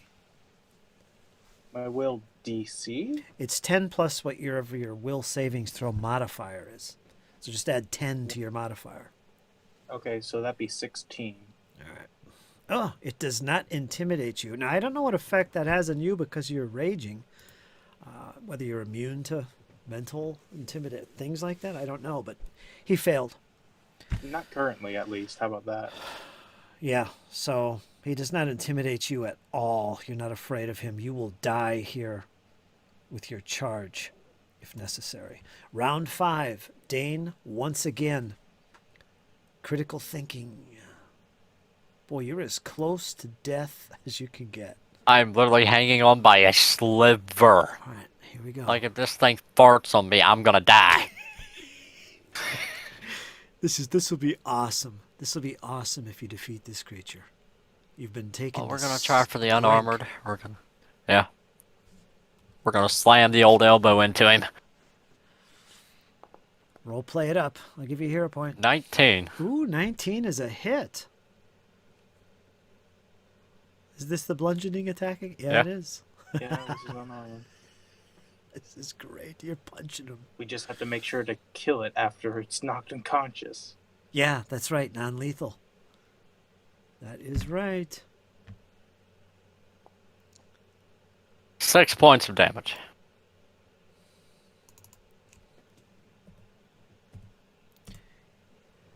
You hammer this beast, but it's still standing, but barely. Its bones have been knocked from its legs. It's tattering and teetering back and forth. It's trying its best to finish you off. All right. I'm going to use Exacting Strike and go for another unarmored. Here we go. 12. No. All right. I get one more at my +5 penalty, +5 because I used Exacting Strike and the attack failed. Excellent. Excellent. 18. 18 is a hit. Just barely a hit. Roll your damage. Bludgeoning. 5 points. And describe how you finish this giant beast off. Describe it in all its gory glory. Dane saying everybody go down. He's got that crystalline gaze and he looks over and he's like, "No, Daniel, I'll be over there in a minute." You there, Lassie. Get behind me. Go fetch some water there. You could tell that he's not the same person that you've been adventuring around with for the last hour or so. As he's laying, body strikes and kicks and headbutts. Finally, he manages to kick it right in the shin, and the leg snaps off, and it crumbles back into pieces. The link of magic that was holding this necromantic beast together has collapsed in on itself, and the beast falls to the ground in a pile of bones like debris, dust in some cases. You see this, Maggie. You see this, Magnolia. The creature has fallen. You're seething. The saliva is dripping from your mouth. Dane has vanquished this with rage in his own eyes, screaming out names he's screaming out names you've never heard of. Doesn't mean anything to you, but seems odd. The creature has been finished off. What a glorious combat that was. This is why I love Pathfinder. I gave you a hero point. I give everybody a hero point for as long as that's going to last because we're at the end of the session. But wow! Fantastic. Before the session ends, before combat ends, Magnolia's going to run over to Valivor, slide over on her legs, pull out a healing potion, and plop one in Valivor's mouth real quick. Yeah, forget Dane Elias. is running over. Yeah. Dane is running over to Elias, and he's pulling out healer's kits. Yep, go ahead and make Alright, your now roll. don't roll poorly for the healer's kit, please. I gave him a hero point. He can use it for that. Magnolia gets a 2 on the 1d8 with the healing 13. potion. And a 13 is a failure. You can use a hero point for that. Yep, we're going to use the hero point.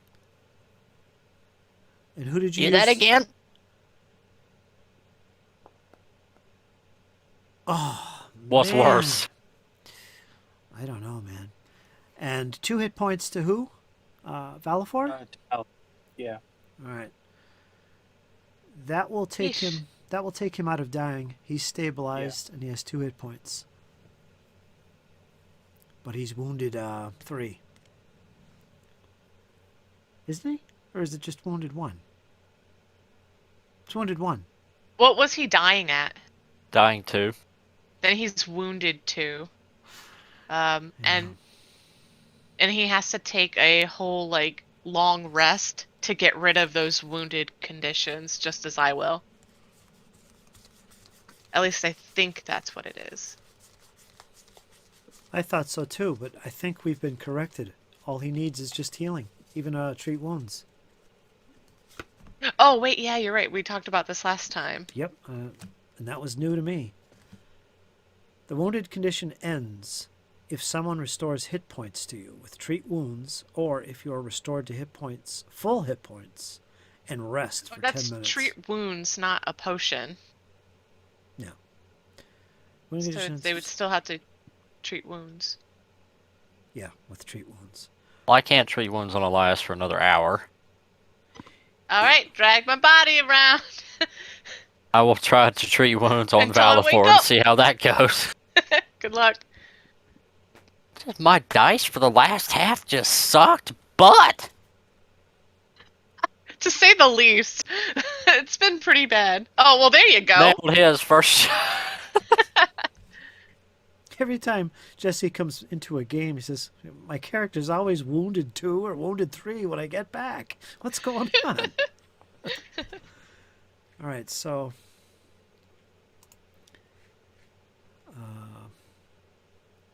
yeah, he would be wounded 3. That's what he's at. So let me get rid of his prone. Well, And I guess I'm carrying Elias. Elias is still unconscious? Yeah, I failed the healing Don't check. forget to grab my stuff, too, because it all dropped. Did you I roll got your stuff. Okay. medicine check 21? Who rolled that? That was for That's- Valafor. Oh, and he got 5? Yeah. Okay. But Elias didn't. Because I failed hers, and then I burnt the hero point and failed that sumbitch again. So Elias is still unconscious? Oh. Yep, Elias is still out. I'm having a wonderful dream. I'm sipping some ale with Caden. You wake up 20 minutes later, and you see Dan all mangled and disfigured. Hi there. All right. How did you finish off the creature, Dane? Was it with bludgeoning, Yeah, non an arm strike. Yeah, non-lethal damage? Yes. correct. And then Sure that- Oh, somebody stab it. Somebody stab it. didn't you do and, some? Didn't you do something, Maggie? Weren't you going to finish it off? yeah, I was gonna after I make sure that Valfor is okay, Gotcha. I'm gonna take the great pick and walk over on top of and like basically straddle it. I'm gonna like sledgehammer the edge of the pick straight into the skull to make sure the job's done. Okay. So it's definitely dead then. Then I want to take that glaive for myself. All right. Now, I'm sure Elias can be woken up, but then maybe not because he's at 0. Nobody has any The healing? unconscious says minimum 10 minutes, and then up to you for whenever I would regain 1 hit point. Oh. What page? If you know. 623. That's where it explains unconscious. And it's like right above the first bullet. Yeah, you got that page bookmarked. 623. Oh, For a that's- friend. For a friend. Yeah. Yeah. All right, 6.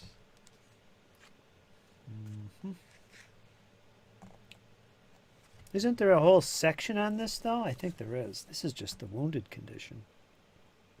Yeah, that's right. As for like the dying stuff, Dying. I don't know what page that's on, but I know there's something about dying in the GM screen. There's a section here in Playing of the Game under damage types and damage and all that silliness. Skill checks, damage, immunities, blah blah blah, damage types, of course non-lethal, conditions, effects, wounded, unconsciousness. Where is unconscious? Nope, it wasn't in there. Alright, you can wake up at this point if you guys, well, what are you going to do right now? I mean, you're healing up, patching each other up. That's 10 minutes right there. Then another 10 minutes spent on another character to treat wounds. That's 20 minutes gone by. You definitely can wake up and get a hit point back. If that's what it says in the rules. You can, up to my judgment and within that time constraint, yeah, give yourself a hit point. and you are All right, wounded. so while everyone's doing that, I'm slowly opening my eyes. Hello there.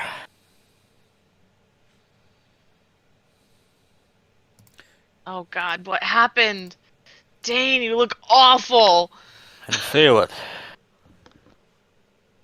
We won, Daniel. We won. I'm not Daniel. I know, Elias. I was trying to make a joke to make you smile. Not with these injuries. Ugh. It hurts to even breathe. Wow. Your jokes are very confusing to me. Daniel was a man I served with in the army. He died. Oh. Well, I'm still with you, Dane. But As is Valafor and Magnolia. Milady here. Yeah, Magnolia. Magnolia. Hand on your shoulder and goes, "That's rough, buddy." Anyway, I can play for myself with no objections. I have no objections. Thank you. For now, I think we need to get out of here and rest. Agreed. I need a good long sleep of a glass of ale and Oh, no, no, no, no, lot no. of bandages. I'm carrying you out of these ruins, Mr. Elias. You're buying the ale. And we're going to stay up all night drinking. Wow. I think Dane a chuckles. lot of that encounter went bad. Yeah. Because of the die rolling on the part Yeah. of Dane in particular. And Valafor, both of you, your rolls were horrible. And even Maggie's, the barbarian's rolls weren't the best in the world. And the fact that you were stuck with these freaking slashing, piercing weapons. Yeah. Yeah. Which didn't seem to be as effective. I don't know if you picked that up, but I was kind of getting to my wit's end with the slashing weapons. I was like, let's try a headbutt. And you're like, that actually worked. I'm like, okay. I might have blunt force brain trauma, but it's going to be dead. That was fun. You guys role play it well, even though you know, this has got resistance 5 to slashing and piercing or something. You still keep pushing it. Playing it out. I didn't know it had resistance 5. I was was like, only it doesn't example. do as much damage. Just an example. It may or may not. Now, if only I successfully grappled it or disarmed it. Same. I think I was like a point away. I tried. Yeah. See, Fritz, you not only have one grappler in the group, you've got 2. Everybody's grappling. Everybody's wrestling in it. Yeah. Bring it down. All right, we'll bring this to a conclusion. So,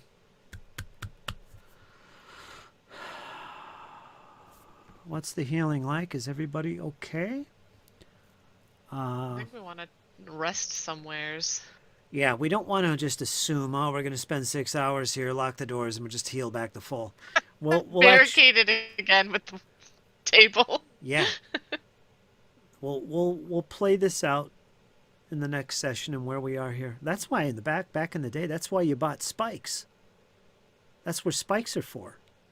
You go into an old abandoned room and you spike the door shut. Nothing's coming in through that. Remember spikes? I don't know if they still have them in the game. Spikes, like railroad I've spikes. never seen them in 5th edition ever. Yeah, that's funny. But back in the day, you always could buy spikes. And that's what they were used for by smart adventurers. That and mirrors. Mirrors are great for looking around corners, as you know. What's down there? I can see. There's guards down there. But anyway. We'll leave it at this. You guys are in the room. You just think for a second. Tell me what you'd like to do in the next session based on where you are. What are we looking at? You're pretty beat up. You didn't defeat the Drake.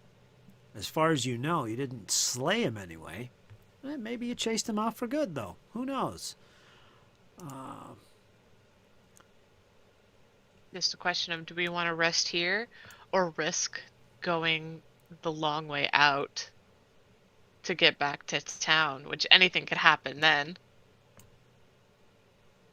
Well, you're down to almost a whisper of health. I'm not very much better. Yours just a a quiet talk if I'm a whisper. Like, mine's boy. not even just a voice echo at this point. Like, if somebody farts on me, I'm done. Yeah. Give me a lily and send me on down the road. You got a champion who's wounded 2, a fighter who's at wounded 3. If he goes down again, he's dead. He'll be dying 4 instantly because he's wounded 3. He'll be dead. That's something to be fearful of. Jesse won't be too happy, or maybe he will. That's the way I want to fight and go. Bring it on. Oh wait, you did a medicine check on Bellafor, right? I did. Was that successful? 21. So he should be down the wounded conditions, or 1 or 2 or all. I don't know what the thing said. Yeah, treat wounds. Wounded condition ends if someone restores hit points to you with treat wounds. So instantly it's gone. Wow. All right. He doesn't have... So he's good. Yeah. But yet it says, or if you are restored to full hit points and rest for 10 minutes.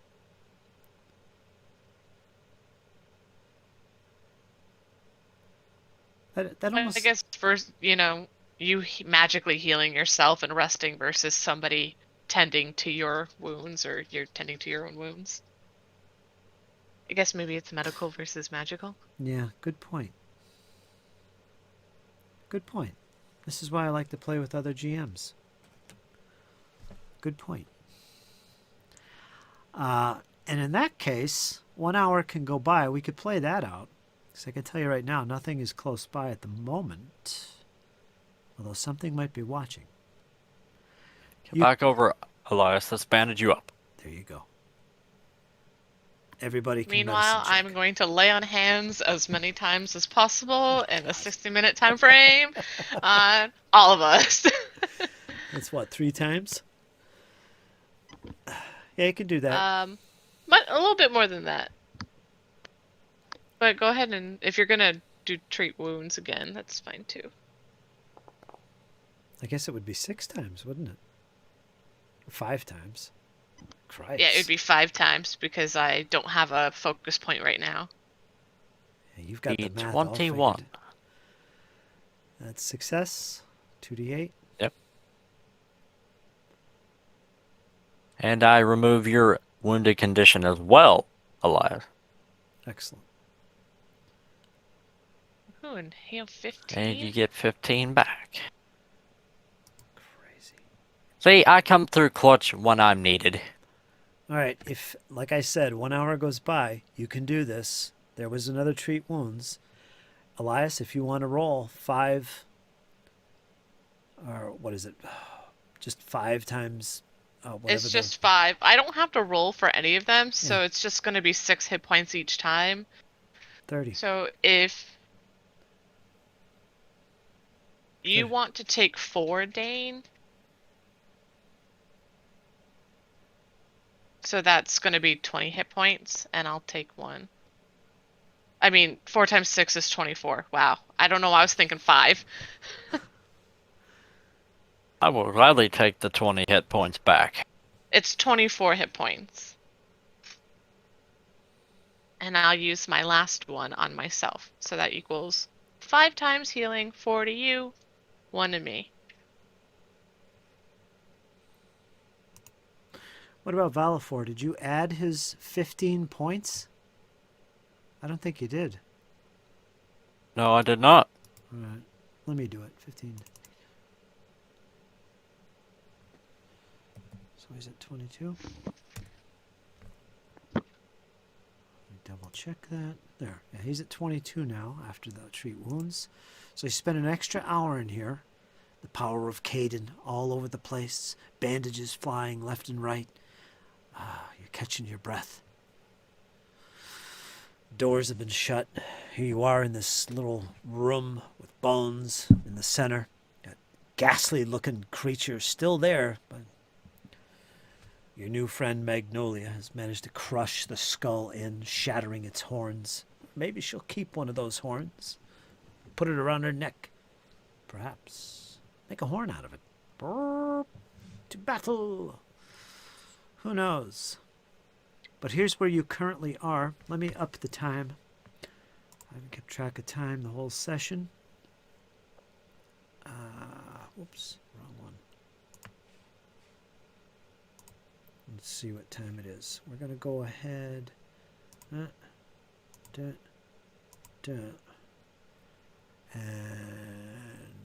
we're going to add.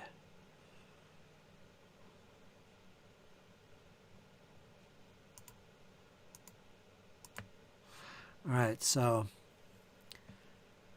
anybody have any special abilities to detect what time it is?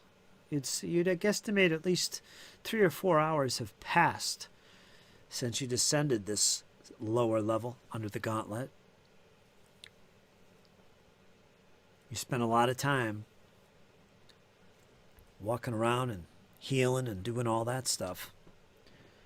So technically it's midnight. If you look at your clocks, you'll see that. That's where we are right now. And yeah, this is where we'll pick up. That was a really great fight, you guys. I really enjoyed that. I really thought that was it. That was it. Backup characters, here we come. Yeah. And poor... I was pretty well thinking the same thing. Like, all right, we're going to have to bring him in sooner than we thought. Yeah, backup of my backup. Poor Maggie. I was thinking that too, yeah. We only just met Magnolia. No! No, she did pretty good. She handled herself. So I think at this time, it's time to think what your next move will be.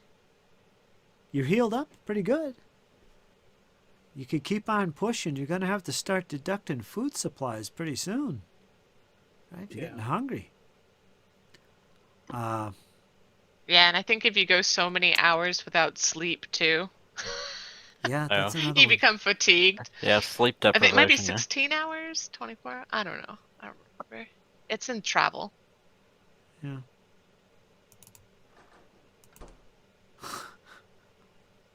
So, yeah. Anything else you want to do or attempt to do? Open a door? Is that door even openable? Yeah, I think it is. Nah, I gotta get off. You do. I know you do. All right. It's been great playing with you guys. You too? Talk All right, to you Rachel. next week. Bye. Take care, Rachel. Toodaloos. Flunk right out. Just like a bullet when she leaves. Yeah. Yeah. I thought for sure that I was going to die there. Like, I had 3 HP. Yeah. Like, yeah. And you're kind of a stubborn person with this character. You're gonna stand there and die the way you planned it. You're not gonna do anything fancy at this point. You're just gonna die because that's the way he would do it.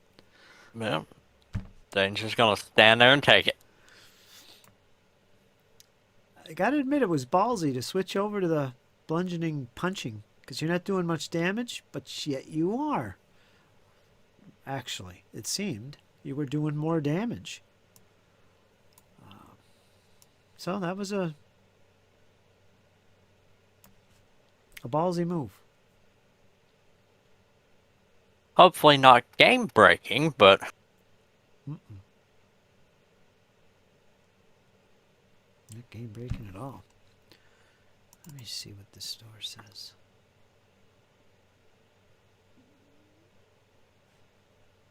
although I think Maggie and Dane sort of shared the same roles, because there'd be times I couldn't hit anything and then she could. I only hit like twice, man. Like, oh man, like the entire night. Mm-hmm.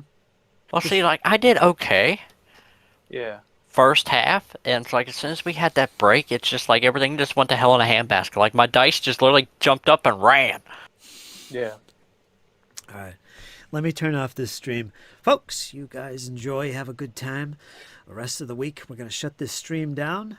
Me and the guys here will talk a little bit about the post game. But until next time, next week, We'll be back again for episode 15, and we'll see what the companions do next. Do they go deeper into the depths of the Gauntlight heading east? Or do they turn tail and say, you know what, let's take a long hiatus from this Gauntlight nonsense and head to the west? With that, folks, you guys take care. Toodaloo. Say goodbye, everybody. Say goodbye, everybody.